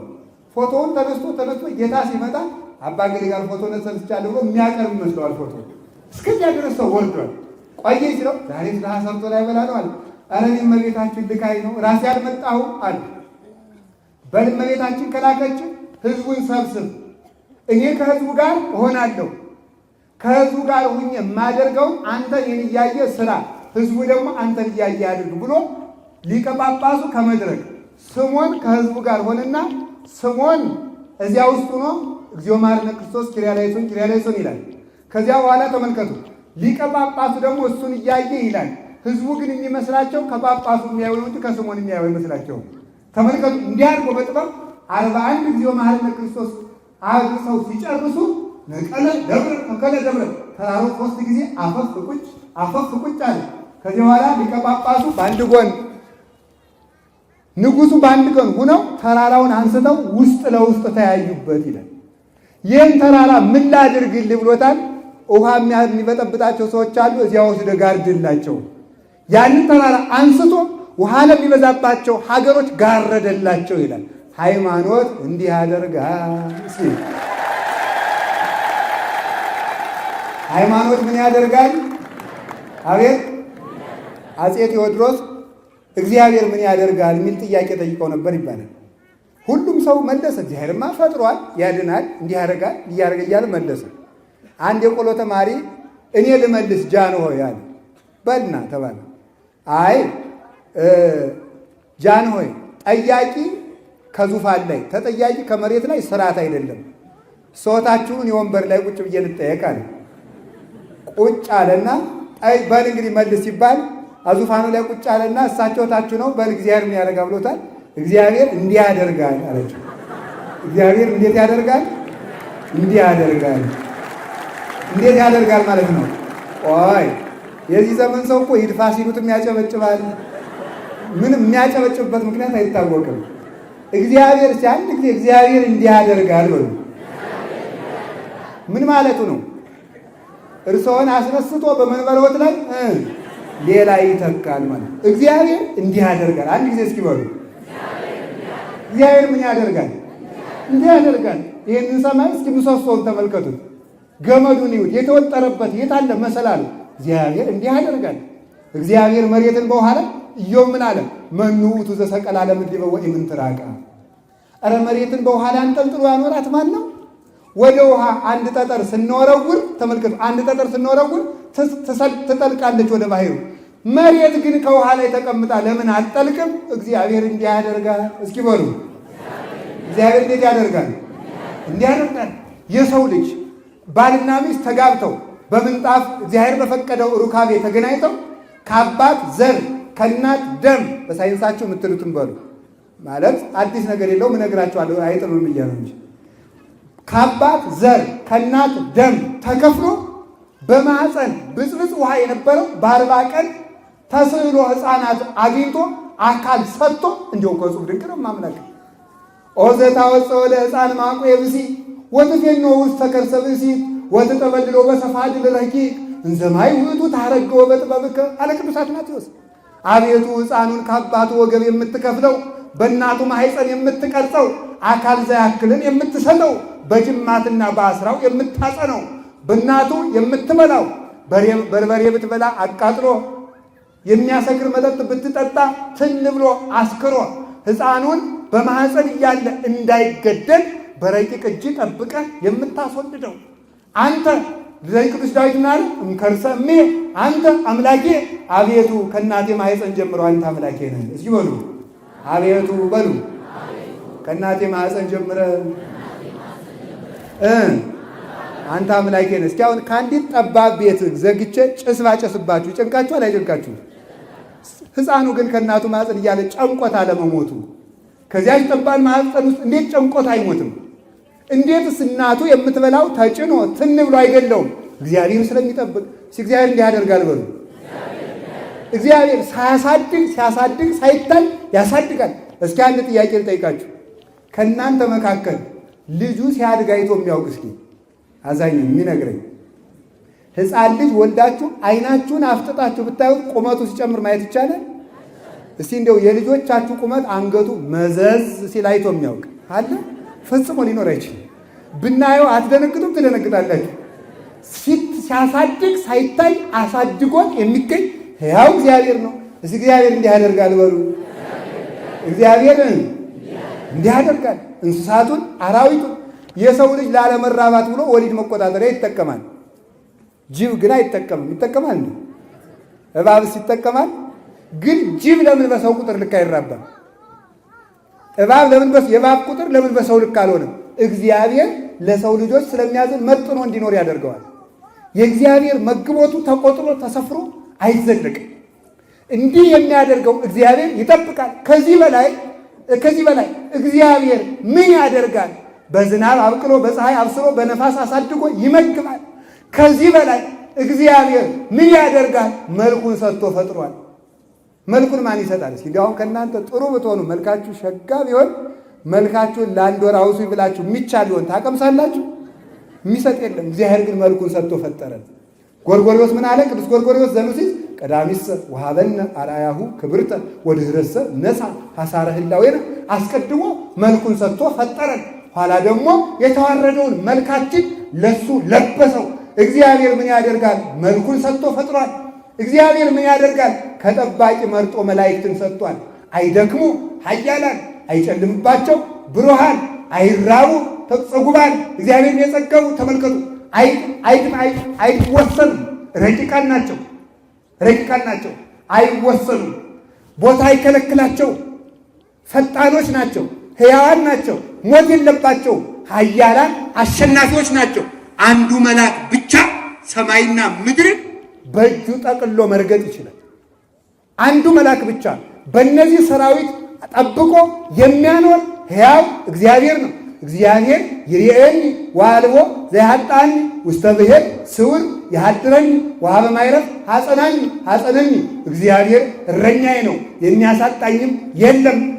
በረፍቷ አሳደገኝ፣ በለመለመ መስክ ያሰማራኛል። እግዚአብሔር እረኛዬ ነው የሚያሳጣኝም የለም። እንዳልደነቁር ትንቢተ ነቢያትን ስብከተ ሐዋርያትን እንዳልፈራ እንዳልሞት እንዳልጠመም ተግተው የሚጠብቁ መላእክትን እንዳልራብ ሥጋውን ያበላኛል፣ እንዳልጠማ ደሙን ያጠጣኛል። ርስት ባጣ በመንግሥተ ሰማያት ያኖረኛል፣ እናት ባጣ ከእናቱ ያስጠጋኛል። የሚያሳጣኝም የለም። በለመለመ መስክ በቤተ ክርስቲያን ያኖረኛል። ማየ ሕይወት ራሱን ይመግበኛል። እግዚአብሔር ምን ያደርጋል? እንዲህ ያደርጋል ወር እንጂ እንዲህ ያደርጋል። ከዚያ በላይ ተመልከቱ። ራሱን ያለብሳል፣ ራሱን ያበላል። እናንተ ልብሳችን እሱ በ40 ቀን በ80 ቀን ምግባችን እሱ ቅዱስ ሥጋው ክቡር ደሙ እንዲህ የሚያደርግ ሕያው እግዚአብሔር። ለዚህ እኮ ነው መኑ ይመስለከ እምናማልክት እግዚኦ። እስኪ በሉ አንድ ጊዜ መኑ ይመስለከ እምናማልክት እግዚኦ። ከአማልክት እንዳንተ ያለ ማን ነው? ከአጋንንት ከጣዖታት እንዳንተ ያለ ማን ነው? ሁሉም ጣዖት አምላክ ነው ተብሎ ይመለካል። እስኪ ከጣዖታት በግ ረዱልኝ፣ ወይፈን ረዱልኝ፣ ልጃችሁን ረዱልኝ፣ ሰው ረዱልኝ የሚል ነው እንጂ ደሜን ጠጡ ሥጋዬን ብሉ የሚል ጣዖት ወዴት አለ? ጣዖቱስ ይቅር እንኳን ከጣዖታት ከቅዱሳን አንተን የሚተካከል ማን ነው? ሚካኤል ገብርኤል ይጠብቃሉ፣ ደም አፍስሰው ሥጋ ቆርሰው አይሰጡም። ነቢያት ትንቢት ተናግረው ይጠብቃሉ፣ ሥጋ ቆርሰው ደም አፍስሰው አይመግቡም። ተመልከቱ፣ ሐዋርያት በክህነታቸው በትምህርታቸው ክርስቶስን አብልተው አጠጥተው ይፈውሳሉ። በራሳቸው ደም በራሳቸው ሥጋ ዓለምን አላዳኑም። እንዳንተ ያለ ማን ነው ተብሎ ይመሰገናል። ሃይማኖታችን ሁሉን ያስችላል። እስኪ በሉ ሁሉን ያስችላል በሉ እንጂ የወፍ ልጅ ወፍ፣ የከብት ልጅ ከብት፣ የእንስሳ ልጅ እንስሳ፣ የአውሬ ልጅ አውሬ፣ የጨለማ ልጅ ጨለማ፣ የአፈር ልጅ አፈር፣ የውሃ ልጅ ውሃ፣ የሙት ልጅ ሙት፣ የሕያው እግዚአብሔር ልጅ ዘላለም ይኖራል። የሕያው እግዚአብሔር ልጅ እስከ መቼ ይኖራል? ዘላለም ይኖራል። ስለዚህ ተመልከቱ፣ እኛ አምላካችን ሕያው ነው። ሕያው ስለሆነ የሚያሸንፈን አንዳች ነገር ሊኖር አይችልም። እኛን የሚያሸንፈን ራሳችን ብቻ ነው። ራሳችን ካጠፋ ነው መድኃኒት የለንም። መቅረዝ ራሱ ከጨለመ የሚያበራለት የለምና። ነገር ግን ራሳችን ካላጠፋን በቀር ክርስቲያንን መከራ ሊያጠፋው አይችልም። መከራችን ለመብዛታችን ለዘላለም ሕይወታችን እንዲኖር መድኃኒዓለም ፈቃዱ ይሆንልን። ከቃሉ ጋር ናችሁ? ከቃሉ ጋር ናችሁ? እግዚአብሔር ከሁላችን ጋር ይሁን። ሃይማኖት ማለት የእግዚአብሔር ቤተሰቦች ባለቀ ነገር የዘላለም ሥራ መስራት፣ በደካማ ነገር ኃያል ሥራ መስራት፣ በጥቂት ነገር ብዙ ሥራ መስራት። የክርስትና ሃይማኖት በብዛት የሚደረግ ሳይሆን ጥቂት ሆኖ ብዙ ሥራ የሚሰሩበት፣ ደካማ ሆኖ ኃያል ሥራ የሚሰሩበት፣ ታሞ መድኃኒት የሚያገኙበት፣ ሙተው ዘላለም የሚኖሩበት፣ አጥተው ዘላለም የሚበለጽጉበት፣ ተዋርደው ዘላለም የሚከብሩበት፣ ተሰደው የዘላለም ርስት የሚወርሱበት፣ ብቻቸውን ሆነው ከመላእክት ሰራዊት የሚጨመሩበት ሃይማኖት ነው። ሃይማኖታችን ካስተዋልነው ኃይል በድካም ይገለጣል። እግዚአብሔር ባሕረ ኤርትራን ለመክፈል ብረት አልሰራም፣ አላዋቀረም፣ ጭቃ አላስወቃም፣ ድንጋይ አላስፈለጠም፣ ድልድይ አልሰራም። በደካማ እንጨት ባሕር የከፈለ ገናናና ጽኑ ክንደ ብርቱ አምላክ አለን። ከሱ እንድንወለድ ያስጠጋ ባለቤቱ ራሱ ምስጋና ይግባው። አላችሁ የላችሁም? እግዚአብሔር ከሁላችን ጋር ይሁን። ቆይ ጭብጫቦ ስታበዙ ደቂቃችን ያልቃል። ከቃሉ ጋር ናችሁ? እግዚአብሔር ከሁላችን ጋር ይሁን። ምን አላችሁ? አሜን በሉ እንጂ። እሺ የሞት መድኃኒት በሉ እስኪ። እስኪ አንድ ጥያቄ ጠይቃችሁ አንድ ጠይቁኝ እናንተ ዓለምን የሚያሸንፈው ማን ነው ብላችሁ ጠይቁኝ እስኪ። ጠይቁ እንደገና ሁሉ ዘተወልደ እምእግዚአብሔር ዝውእቱ ዘይመውኦ ለዓለም። ከእግዚአብሔር የተወለደ ሁሉ ዓለምን የሚያሸንፈው እርሱ ነው። እስኪ በሉ አንድ ጊዜ ከእግዚአብሔር የተወለደ ሁሉ በሉ። ዓለምን የሚያሸንፈው እርሱ ነው። አንደኛ ዮሐንስ ምዕራፍ 5 ላይ ያለው መኑ ውእቱ ዘይመውኦ ለዓለም ዘእንበለ ዘየአምን ከመ ኢየሱስ መሲሕ ውእቱ። መድኃኒታችን ኢየሱስ ክርስቶስ ንጉሥ ነው፣ መድኃኒት ነው፣ ሕይወት ነው፣ ትንሣኤ ነው፣ ብርሃን ነው ብሎ ከሚያምን ከኦርቶዶክስ ተዋሕዶ ከክርስቲያን በቀር ዓለምን የሚያሸንፈው ማን ነው? ዓለምን የሚያሸንፈው ከሕይወት የተወለደ ነው። ሞት እንዳያሸንፈን የሕይወት ልጆች ነን። ጨለማ እንዳያሸንፈን የብርሃን ልጆች ነን። ግዛት እንዳያሸንፈን የንጉሠ ነገሥት የአምላክ አማልክት የእግዚአብሔር ጋይስ የሕያው እግዚአብሔር ልጆች ነን። የመንግሥቱ ዘላለም የክርስቶስ ልጆች ነን። ዓለምን የሚያሸንፈው ከእግዚአብሔር የተወለደ ነው በሉ እንጂ። ከእግዚአብሔር በጥምቀት አልተወለዳችሁም? አቤት እግዚአብሔር ሕይወት ነው በሉ። እግዚአብሔር ሕይወት ነው። እኛ ከእግዚአብሔር በጥምቀት ተወልደናል። ከሕይወት ስለተወለድ ሞት አያሸንፈንም በሉ እንጂ። ሞት ምን አይለንም? አያሸንፈንም። ለምን? ከሕይወት ተወልደናል በሉ እንጂ። ከሕይወት ተወልደናል። ከሕይወት ስለተወለድ ሕያዋን ነንና ሞት አያሸንፈንም። እንግዲያውስ የሞት መድኃኒት በክርስቶስ መጠመቅ ብቻ ነው። የሚገሉ ሰዎች ሳይጠመቁ የተጠመቁትን የሚገሉ እነሱ ገለው ጥቂት ዓመት ኑረው ዘላለም ይሞታሉ። በክርስቶስ ስም የሚሞቱ ግን አንድ ቀን ሙተው ዘላለም ይኖራሉ። ስለዚህ የሞት መድኃኒት ከእግዚአብሔር መወለድ ነው። አንድ ጊዜ በሉ፣ የሞት መድኃኒት ከማን መወለድ ነው? በምን? በጥምቀት በሉ እንጂ። ከአብ የተነሳ ተመልከቱ፣ ከአብ የተነሳ አስተዋዮች፣ ከወልድ የተነሳ ደግሞ እውነት ተናጋሪዎች፣ ከመንፈስ ቅዱስ የተነሳ ዘላለም ነዋሪዎች ነን ማለት ነው። ይሄንን ያገኘ ነው ጌታችን መድኃኒታችን ኢየሱስ ክርስቶስ ሙት የነበረ ሥጋችን ተዋህዶ ሕይወትን ገንዘቡ እንዲያደርግ በማድረጉ እኛም ሕይወትን በጥምቀት ተወልደን ገንዘብ አድርገን የሕያዋን ልጆች ነን። እስኪ የሕያዋን ልጆች ነን በሉ። አቤት የሕያዋን ልጆች ስለሆን ሕያው ሥራ ሰርተን ለማለፍ ያብቃል። ከቃሉ ጋር ናችሁ? እግዚአብሔር ከሁላችን ጋር ይሁን። እሺ እስኪ የሞት መድኃኒት በሉ። የሞት መድኃኒት ምንድን ነው ከተባላችሁ ፍቅር በሉ። አንድ ጊዜ በሉ። የምን መድኃኒት ነው? የሞት። አሁን ተመልከቱ፣ ቅዱስ አትናቴዎስ ምን ብሎ ይናገራል? ሐዋርያዊ ሰው በእግዚአብሔር አምሳል ተፈጥሯል ይላል። ሰው በእግዚአብሔር አምሳል ተፈጥሯል። ሰው በእግዚአብሔር አርአያ ተፈጥሯል። በእግዚአብሔር አርአያ ከተፈጠረ፣ በእግዚአብሔር አምሳል ከተፈጠረ እግዚአብሔር አይሞትም። ታዲያ ለምን በሰው ላይ ሞት ተፈረደበት ይላል። የሰው አካል ለምን ፈረሰ? በማይለወጠው በእግዚአብሔር አምሳል ተፈጥሮ ሲያበቃ የሰው ልጅ አካል ለምን በሞት ሊፈርስ ሊለወጥ ተገባ ይልና የእሱን ፍቅር ያፈረስንለት አካላችን መፍረስ ተፈረደበት ይላል። እስኪ ብሎ አንድ ጊዜ የእርሱን ፍቅር ያፈረስንለት ለአካላችን መፍረስ መጣበት ብሎ የፈረስነው ምን ስላፈረስን ነው? ፍቅር ስላፈረስ። እግዚአብሔርን ከልጅነት ላያወጣን ዕፀ ሕይወትን ሊሰጠን በመንግሥተ ሰማያት ሊያኖረን ወዶን ነበረ። እኛም በለስን ላንበላ ወደነው ነበረ። አፍርሰን በለስን ስንበላ አካላችሁ ይፍረስ የሚል ፍርድ መጣ። አካላችን የፈረሰው ፍቅርን በማፍረሳችን ነው። ሔዋን በለስን በልታ ፍቅር ስታፈርስ የዚያን ጊዜ አካሏ እንዲፈርስ ልጆቿም እንድንፈርስ ተፈረደብን። ፍቅር ማፍረስ አካልን በሞት ያፈርሳል። ሕግ ማፍረስ አካልን በሞት ያፈርሳል። አንድ ጥያቄ፣ እናንተ ሔዋንን ብትወሩ በለስ ትበሉ ነበር? ሴቶች እስኪ በሉ በሞት ይንገሩ። እስኪ እንደገና አንበላም? እሺ እንታያለን፣ ችግር የለም። ወንዶቹ አዳምን ብትሆኑ በለስ ትበሉ ነበር? አንበላም? እሺ እንታያለን። እሺ አትበሉም? ትበላላችሁ? በለስ ማለት እግዚአብሔር የከለከለው ዛፍ ነው። እስኪ በሉ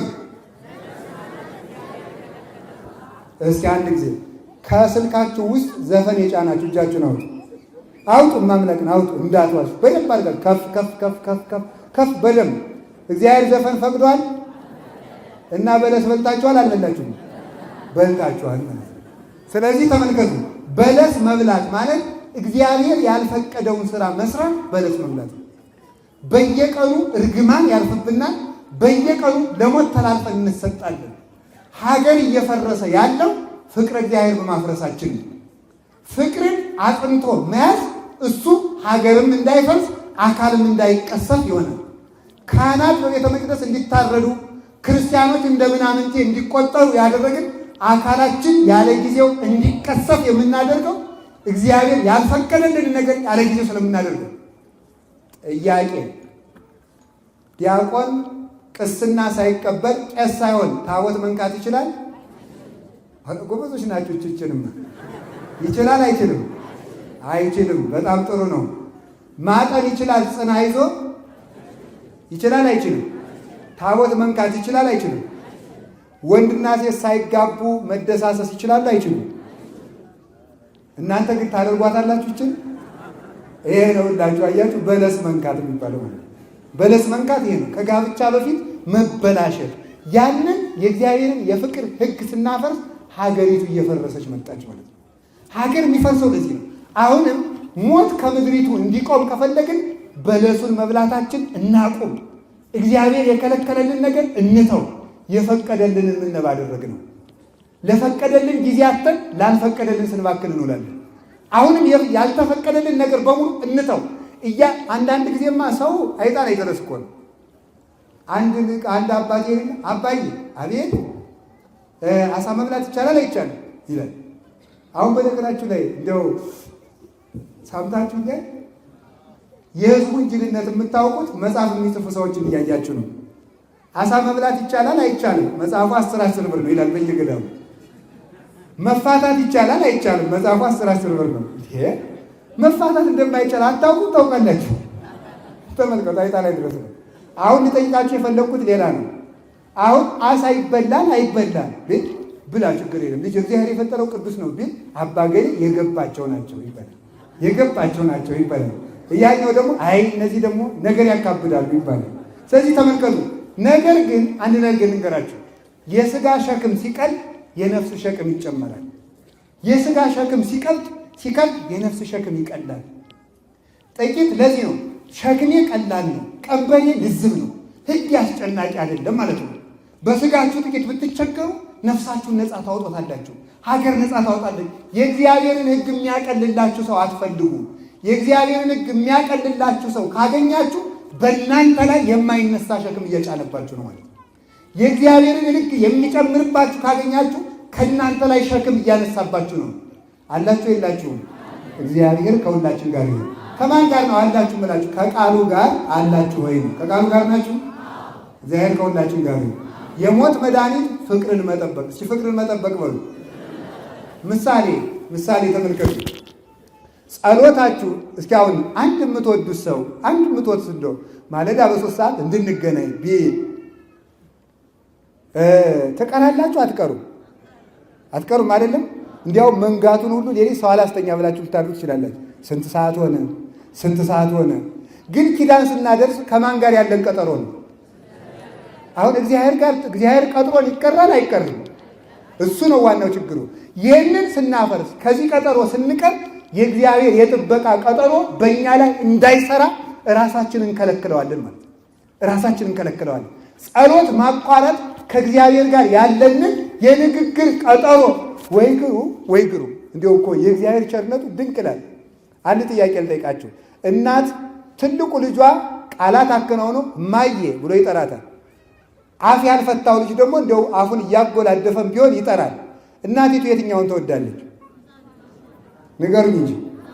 አቤት ሕፃኑን አይደለም እንዴ? እግዚአብሔር በጣም ድንቅ የሚያሰኘው ይሄ ነው። 5500 ዘመን በንጽህና ቅዱስ ቅዱስ ቅዱስ እግዚአብሔር ጸባዖት የሚሉ ሰራዊተ መላእክት ያሉ እኛን ወዶ መጣ። ስለዚህ አባ ጊዮርጊስ ምን አለ? ኦዛ ፍቀር ከትሕትና ወለጓ ለማያው እምነእበው ለመላእክት ከመላእክት ቅድስናና ልዕልና ይልቅ የሰውን ልጅ ውርደት እንዴት አድርገው ወደድከው ይላል። መላእክትን ባደመጠበት እዝነው እኛን ሊሰማን ፈቅዶ ደግሞ እኛው ተጓደል። ሱራፌልን ባደመጠበት እዝኑ እኛን ሊሰማን ፈልጎ እኛው ጸሎት አቋርጠን። ሚካኤል ገብርኤል የእነሱ ምስጋና ባደመጠበት እኛን ሊሰማን ለምኖ ደግሞ እኛው ተጓደል። ለዚያችሁ ውዳሴ ማርያም ለዚያችሁ ዳዊት ያችን እንኳን እያቋረጥናል የፍቅር ሕጋችን ሽረን አስራት በኩራቱን ትተነው ሁለንተናውን አቁመን እርግፍ አድርገን ይሄ ፍቅር ሲፈርስ ሀገር ይፈርሳል። የሚያድነን ግን ፍቅር ነው። እስኪ የሚያድነን ፍቅር ነው በሉ። ከቃሉ ጋር ናችሁ? እግዚአብሔር ከሁላችን ጋር ይሁን። ሌላው ከቃሉ ጋር ናችሁ? ከቃሉ ጋር ናችሁ? እግዚአብሔር ከሁላችን ጋር ይሁን። ሌላው የሚያድነን ንጽህና ነው። እስኪ ንጽህና በሉ እንጂ ምን አላችሁ? ንጽህና መርከብ ነው ይላሉ አባቶቻችን። ንጽህና መርከብ ነው። መርከቡ ሲሰበር ተሳፋሪዎች ይሰጥማሉ። ሰው ንጽህናውን ሲያጣ በሞት ይሰጥማል። በሔዋን ድንግልናዋን በጋኔን ወሬ ማርከስ ሞት እንደመጣ በድንግልና ማርያም ንጽህና ሕይወት መጣ። ሞት ርኩሰት ወይም ድንግልና መጣል፣ ስጋን በየቦታው ማርከስ፣ ጆሮን በረከሰ ወሬ በፊልም በማይረባ ነገር ማርከስ፣ ዓይንን በማይረባ ነገር ማርከስ፣ አንደበትን በማይረባ ንግግር ማርከስ፣ እግርን የማይረባ ቦታ በመዋል ማርከስ፣ ልብን በቂም ማርከስ፣ ድንግልናን በዝሙት ማርከስ፣ ምንኩስናን በዝሙት ማርከስ፣ ክህነትን በዝሙት ማርከስ፣ አንድነትን በዘረኝነት ማርከስ፣ ምጽዋትን በንፍገት ማርከስ፣ ጾምን በመርዝ ማርከስ፣ ትዳርን በአመንዝራነት ማርከስ። እንዲህ ያለው ነገር ሁሉ ሞትን ያመጣል። እግዚአብሔር ከሞት ይሰውረን። ከሞት ከዓይነ ሞት ይሰውራችሁ ይላል ሲመርቁ አባቶቻችን። ገበሬው እኮ ነው። ከዓይነ ሞት ይሰውራችሁ በሉ እንጂ አሜን በሉ። ከማን ሞት? ከማን ዓይን? ከሞት ዓይን በሉ እንጂ። እስቲ ሞት እንዳያየው የሚፈልግ ትፈልጋላችሁ እንዴ? እንዲያያችሁ ሞት እንዳያየው የሚፈልግ ሞት እንዳያየው የሚፈልግ እግዚአብሔር ይስጥልን። ከዓይነ ሞት ይሰውራችሁ። እንደገና ሞት እንዳያየው የሚፈልግ እሺ፣ ከዓይነ ሞት ይሰውራችሁ። መፍትሄ ዝም ብሎ ተመርቆ መቅረት የለም። ሞት እንዳያየን ምን እናድርግ? ሄኖክ ሞት አይቶታል አላየውም? እግዚአብሔር ሰውሮታልና ሞት እንዳያየው ያደረገው በምንድን ነው? ከሞት የሰወረው በምንድን ነው? በንጽህናው። እስኪ በንጽህናው በሉ። ንጽህና ከምን ይሰውራል? ከሞት ይሰውራል። ሞትን ማምለጥ የምንችልበት ፍጻሜያችን ላይ ደረስን ነው። ሞትን ማምለጥ የምንችልበት ብቸኛው መርከብ፣ ብቸኛው አዳራሽ ንጽህና ነው። አሁንም ሞትን ማምለጥ የምትፈልጉ ከሆነ ራሳችሁን አንጹት። ማንጻት ሁለት አይነት ነው። ያለብንን ኃጢአት ነገውኑ እንናዘዝ። አንድ የምንሰራቸውን ክፋቶች አሁኑኑ እናቁም። ሁለት ከዚያ በኋላ እግዚአብሔር በንጽህናችን ያሻግረናል። ዓለም የሞተው በርኩሰት ነው። ዓለም የዳነው በድንግልና ነው። እስኪ ዓለም የዳነው በድንግልና ነው በሉ። ዓለም የዳነው በምንድን ነው? አሁንም የቻላችሁ ድንግልናችሁን ጠብቁ። ያላችሁት ያጣችሁት ደግሞ የነፍሳችሁን ድንግልና በንስሐ አድሱና ቀጥሉ። ንጽህናችን ያሻግረናል። ለዚህ ነው ተመልከቱ፣ የሚያሻግረን ቅዳሴ ቀድሰን ስንመለስ ቅዳሴ ተቀድሶ ሰው ቆርቦ ቅዱስ ሥጋውን ክቡር ደሙን ሲያቀብሉ የነበሩ ካህናት ድርገት ወረዱ ይባላል። እርገት ወረዱ ይላል አንዳንድ ሰው። ድርገት ወረዱ። ድርገት ማለት አንድነት ነው። ለምን? ሰውና እግዚአብሔር በሥጋው በደሙ አማካይነት የሚዋሃዱበት ሰዓት ነው። ያን ተቀብሎ ካህናት ወደ መቅደሱና አንትሙ ሕዝበ ክርስቲያን፣ እናንተ የክርስቲያን ወገኖች በዚህ የእመቤታችን ቅዳሴ እንደሰማችሁ የሕፃናትን የሚያለመልም የመላእክትን ዜማ ያሰማችሁ ይመርቃል። ያ ንባብ ምን ይባላል? ሀዳፌ ነፍስ ይባላል። ሀዳፌ ነፍስ ማለት ሀዳፍ ማለት ሶስት ትርጉም ነው ያለው። ሀዳፍ ማለት መምህር ማለት ነው። ሀዳፍ ማለት የሚያጠራ የሚወለውል ማለት ነው። ሀዳፍ ማለት የሚያሻግር ማለት ነው።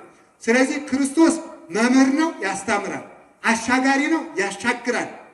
ንጹሕ ነው፣ ወልውሎ ያጠራል። ራሱ አጥርቶ ራሱ አንጽቶ ራሱ ያድርብናል።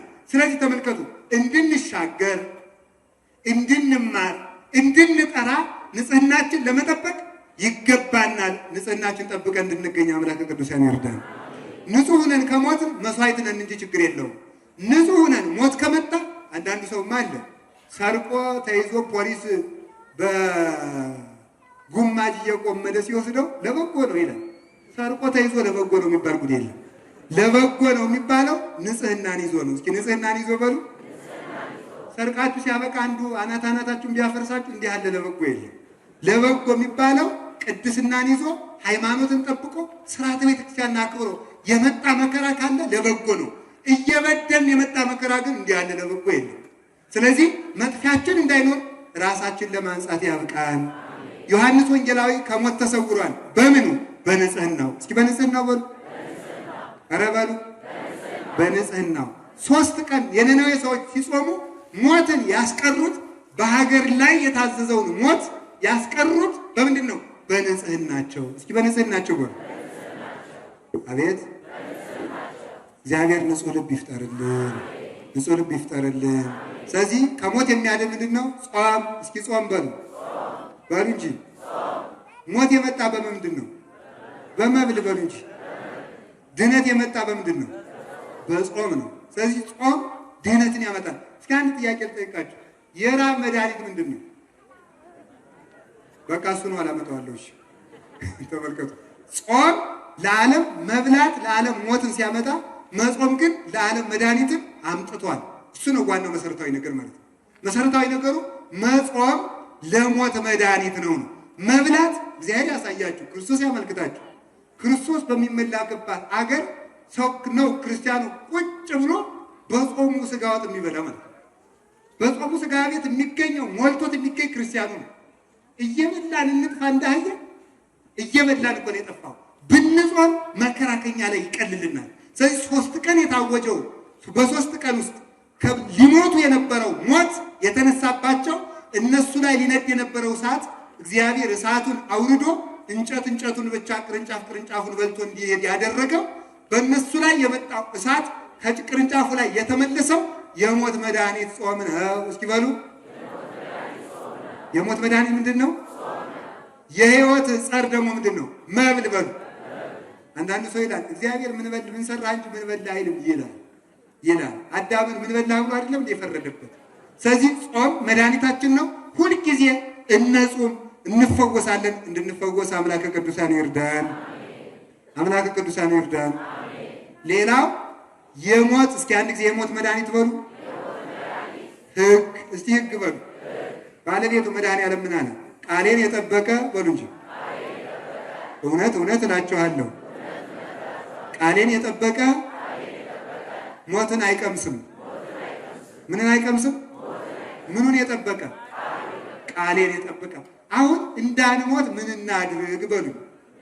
በሉላችሁ በሉ አንድ ጊዜ እንዳንሞት በሉ። ምን እናድርግ በሉ። ቃሉን እንጠብቅ። እስኪ ቃሉን እንጠብቅ በሉ።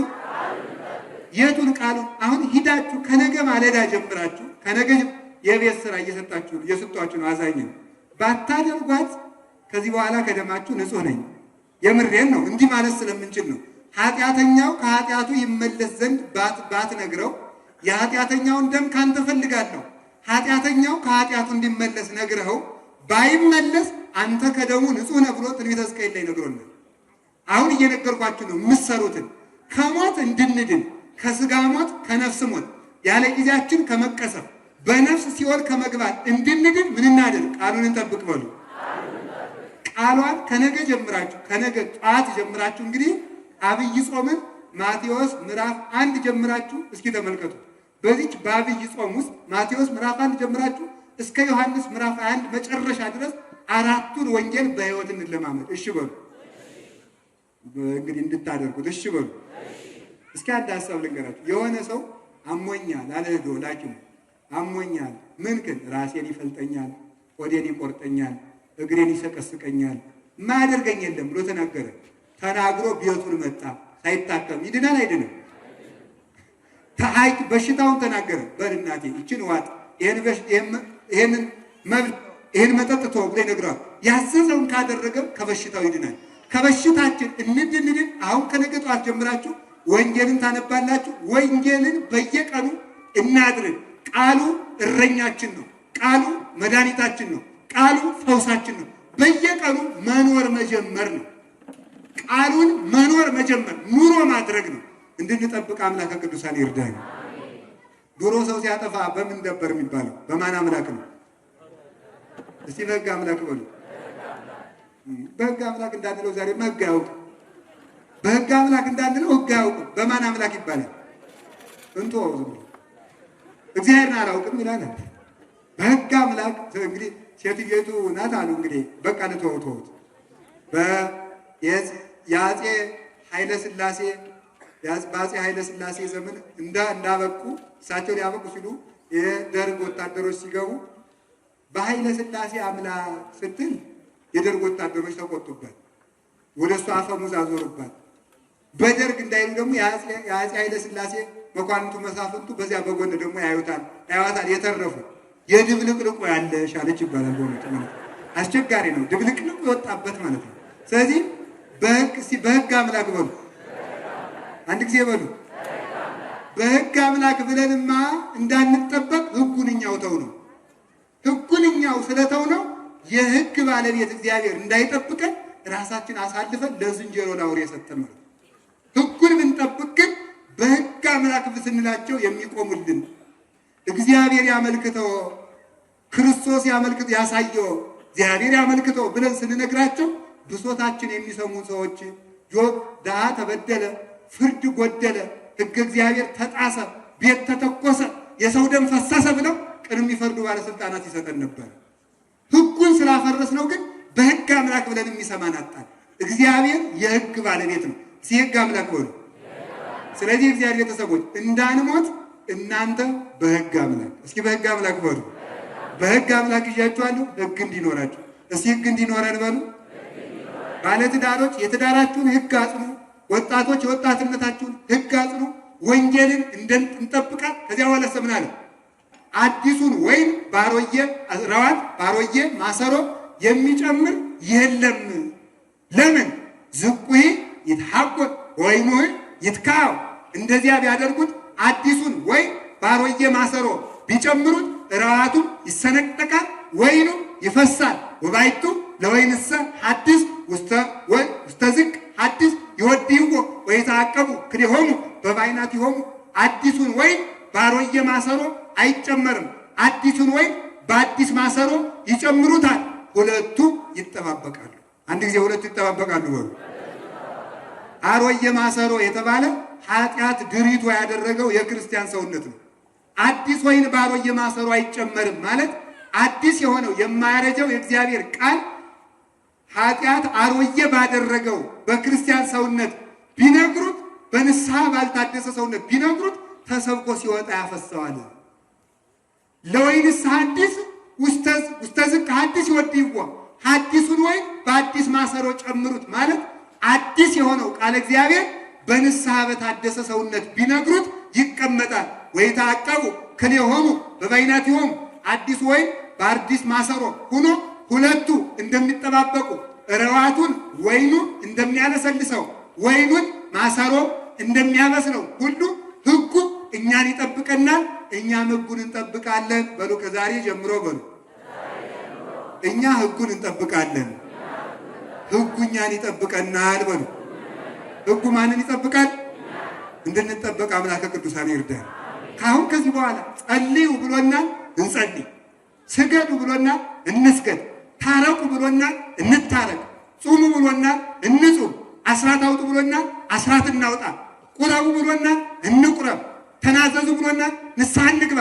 ከዚያ በኋላ ይህን ሁሉ አድርገን ምን እንበለው?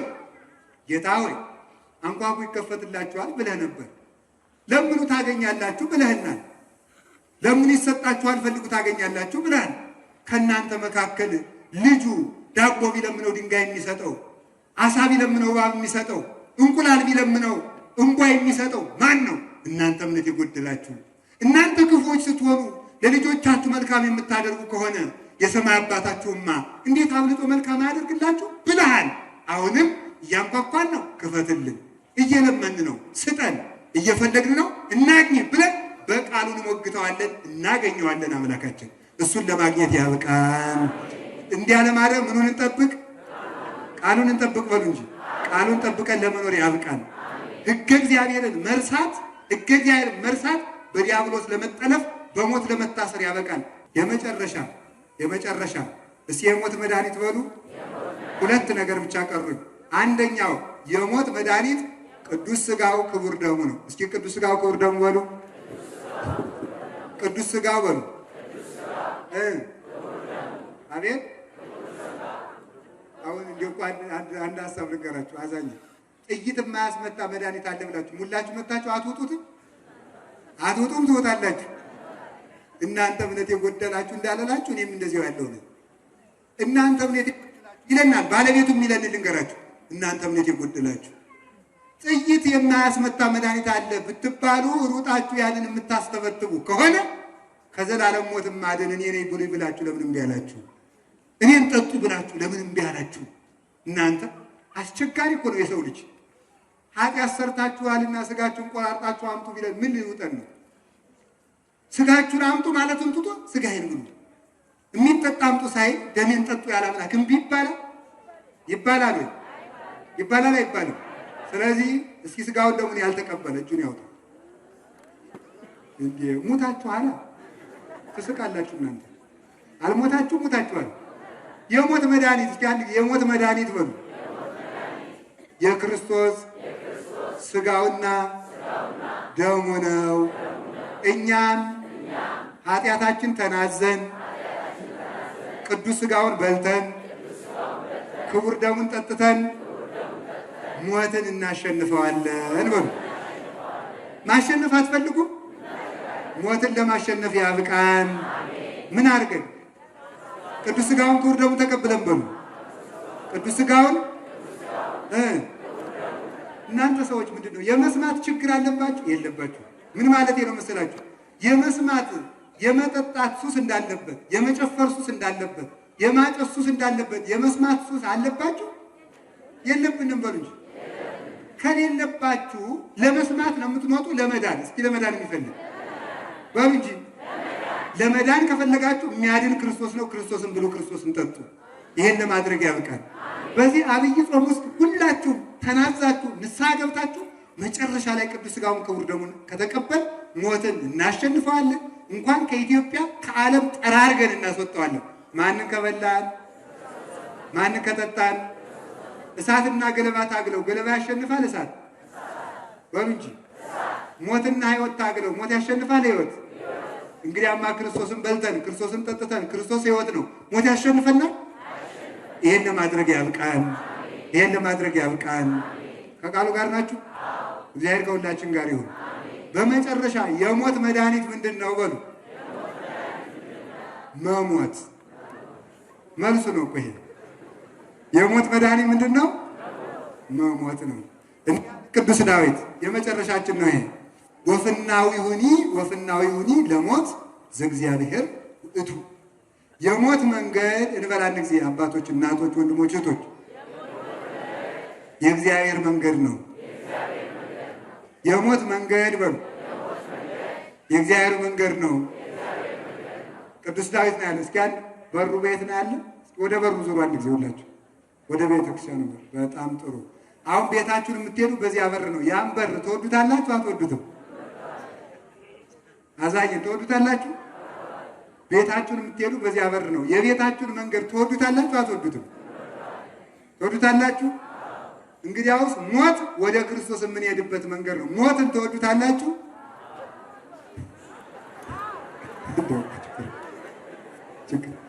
ሞት የማን መንገድ ነው ብያችኋለሁ? አቤት! ሞት የእግዚአብሔር መንገድ ነው። ወደ ቤታችሁ የምትሄዱበት መንገድ ትወዱታላችሁ? ወደ እግዚአብሔር የሚያደርስ መንገድ ትወዳላችሁ? ሞት ወደ እግዚአብሔር የሚያደርስ መንገድ ነው። ሞት ትወዳላችሁ? እንግዲያማ ሞቱ እንሙት። እሺ፣ በጣም ግሩም ነው። መሞት አለብን አይደል? ስለዚህ ቅዱስ ጳውሎስ ምን አለ? ልሄድ ከክርስቶስ ጋር ልኖር እናፍቃለሁ። እስኪ በሉ ልሄድ በሉ እስኪ። ከክርስቶስ ጋር ልኖር ምን እላለሁ? እናፍቃለሁ። አትናፍቁም? ትናፍቃለህ። የድካሙ ዓለም ቀርቶብን በኃይል ዓለም፣ ጨለማው ዓለም ቀርቶብን በብርሃን ዓለም፣ አድሎ ያለበት ዓለም ቀርቶብን በፍትህ ዓለም፣ የብቸኝነቱ ዓለም ቀርቶብን ያ ተመልከቱ ከእግዚአብሔር ጋር የምንኖርበት የዘረኝነቱ ዓለም ቀርቶብን የአንድነቱ ዓለም፣ አድሎ የሌለበት፣ ድካም የሌለበት፣ ረሃብ የሌለበት፣ ሞት የሌለበት፣ ችግር የሌለበት፣ መታሰር የሌለበት፣ ጭንቀት የሌለበት፣ ደዌ የሌለበት፣ ውጣ ውረድ የሌለበት፣ ላይሞቱ የሚኖሩበት፣ ላይደኸዩ የሚበለጽጉበት፣ ላይዋረዱ የሚከብሩበት፣ ላይጨልሙ የሚያበሩበት፣ ላያጡ የሚያገኙበት፣ ላይወጡ የሚኖሩበት ዘላለማዊ ሀገር መንግስተ ሰማያት አትፈልጉም? እንግዲያማ እንሙት እንሙት። እንድንሞት እግዚአብሔር ይርዳን። እንድንሞት እግዚአብሔር ይርዳን። ከዚህ በኋላ ሞትን ትፈራላችሁ? ለምን? ወደ እግዚአብሔር የምንሄድበት ምንድን ነው? መንገድ ነው። ስለዚህ እገድልሃለሁ ሲለኝ ሲላችሁ ሰው ምንድን ነው? አንድ ሰው መጥቶ ሃይማኖትህን ካድ ካልሆነ እገድልሃለሁ ሲል የአምላኬን መንገድ አሳየኝ እንጂ ምን ታደርገኛለህ? እስኪ በሉ የአምላኬን መንገድ ቅዱስ ዮሐንስ አፈወርቅ ምን አለ? ክርስቶስን እያየ ሞትን የሚፈራ ማን ነው አለ። እስኪ በሉ አንድ ጊዜ ክርስቶስን እያየ ሞትን የሚፈራ ማን ነው? በሉ ማን ነው? ማን ነው? ጥያቄ ማን ነው? ማን ነው? እንጃ ነው። ክርስቶስን እያየ በሉ እስኪ አንዴ።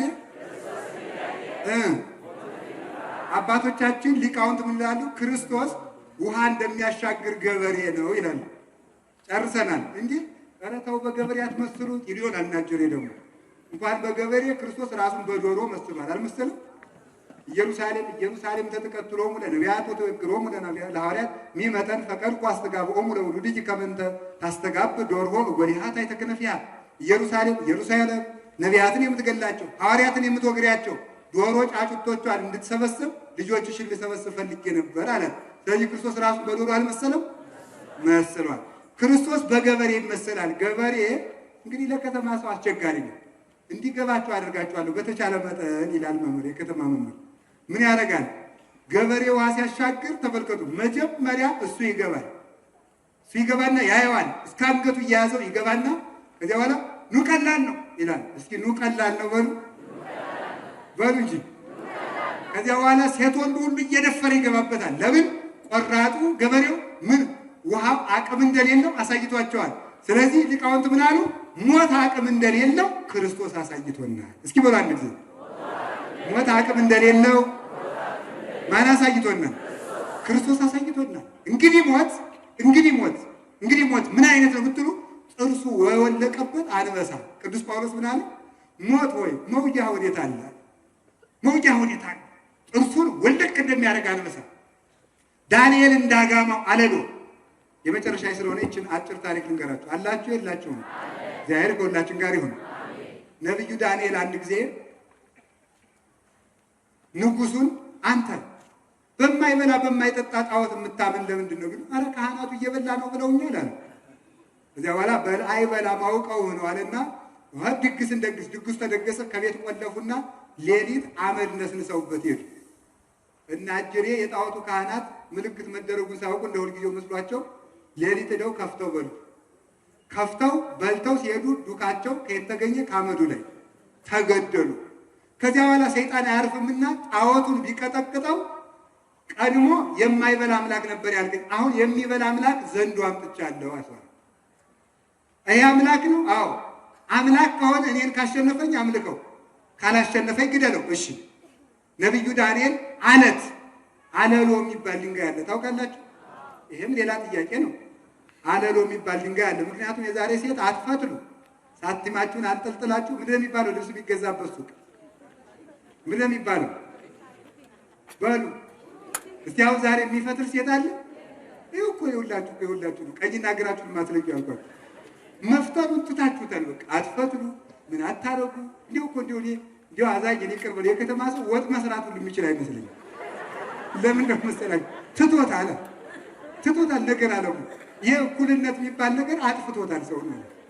እንዲሁ የገጠር እናቶች የከተማው ሰው መከራ አብልቶ ቢያመጣው በሽታ የገጠር እናቶች እንዲያው በርበሬው ውሃውን ብጥብጥ አድርገው ፈትፍተው ሲያመጡ ጤና። እንዲሁም ማምላክን አሳየን። በርበሬውን ጨምረው ውሃውን ጨምረው እኛ ከባክቴሪያ ለመጠንቀቅ ብርጭቆ ስናጥብ ከእንትን ለመጠን ስናጥብ ዱረን ከስኳርና ከግፊት አልዳንም። እነሱ ግን ምን ያደርጋሉ? እንዲያው ብጥብጥ አድርገው ገበሬው ሲጎለጉልበት በዋለበት እጁ አፈሩን ጥርግ አድርጎ ግጥም አንድ አይነካው ሲያቅራራ ይሆናል። በእውነቱ ማለት ነው አንድ የሚነካው ነገር የለም ማለት ነው። ሃይማኖት ነው የሚጠብቅና እንዲሁ ባካችሁ ወንዶችም ወንዱ ነው፣ ሴቶችም ሴቱ ነው። እንግዲህ አለሎ የሚባል ድንጋይ አለ። ለመፍተን ጥጡ የሚዳመጥበት ድንጋይ ነው። ያንን ድንጋይ አጋመ ፍርክስክስ ማይል ጽኑ ማለት ነው። አጋመና በላዩ ላይ ስብ ስጋ ጨመረበት። ስቡ ሲሸት ተመልከቱ። ዘንዶ መጣ እየተቅለበለበ። አውስጡ ምን አለ? ምን ያለ ነው? በጣም የተኮሰ ቀይ የሆነ ድንጋይ ነው። ከዚያ በኋላ ያንን ስብ ዋጥ ሲያደርገው ሰውነቱ ስንጥቅ ብሎ ሞተ። እንተርጉመው ምንድን ነው? ስቡን እውጣለሁ ብሎ ሲመጣ አለቱ እንደሰነጠቀው ዘንዶ ክርስቶስ ሲሰቀል አይቶ እውጣለሁ ብሎ ቢመጣ በአለት መለኮትነቱ ቀጥቅጦ ዘንዶውን ዲያብሎስን ሰነጠቀው፣ የሞትን ጥርስ አወለቀው። ከዚህ በኋላ ሞት ማለት ጥርሱ የወለቀ አንበሳ ቢያገሳ ምንም እንደማይሆን፣ መርዙን የተፋ እባብ ከእጅ ቢጠመጥሙት አንዳች ማድረግ እንደማይችል ክርስቲያኖችን ሞት አንዳች ሊያደርጋቸው አይችልም። ሞት ክርስቶስ የሚሄድ ወደ ክርስቶስ የምንሄድበት መንገዳችን ነው። ከእንግዲህ በኋላ ሞትንም አንፈራም። ስጋቸው የሚገሉትን አትፍሩ፣ ነፍሳችሁን መግደል አይቻላቸውምና። እንግዲያውስ የሞት መድኃኒት ሞት ከሆነ ነገም የሚገለን እንጣ እየሞትን አንድ ቀን ተገለን ዘላለም እንኖራለን። ሞታችን ሕይወታችን፣ ሞታችን መንገዳችን ነውና ሞትን አንፈራውም። አብረነው እንሰደዳለን። እንደተጠመቀ እንጠመቃለን። እናቱን እናታችን እንላታለን። አባቱን አባታችን ወይ በሰማይ የምትኖር እንላለን። እንደተሰደደ እንሰደዳለን። እንደተጠመቀ እንጠመቃለን። እንደታመመ እንታመማለን። እንደሞተ እንሞታለን። እንደተነሳ እንነሳለን። እንዳረገም እናርጋለን። ወደ ሰማይ እንወጣለን። እንከሰ እንወርድ ታይተ አላ ንተልዎ ለዘፈጠረነ እንግዲህ ወደ ታች አንወርድም፣ የፈጠረንን ተከትለን ወደ ሰማይ እንወጣለን እንጂ። እስኪ በሉ አንድ ጊዜ እንግዲህ በሉ። ወደ ታች አንወርድም፣ የፈጠረንን ተከትለን ወደ ሰማያት እንወጣለን። ክርስቶስ ሙቶ እንዳረገ እኛም ሙተን እናረጋለን እና ሞትን አንፈራው፣ ለሞት ሙተን እንኖራለን። ስብሐት ለእግዚአብሔር ወለወላዲቱ ድንግል ወለመስቀሉ ክቡር።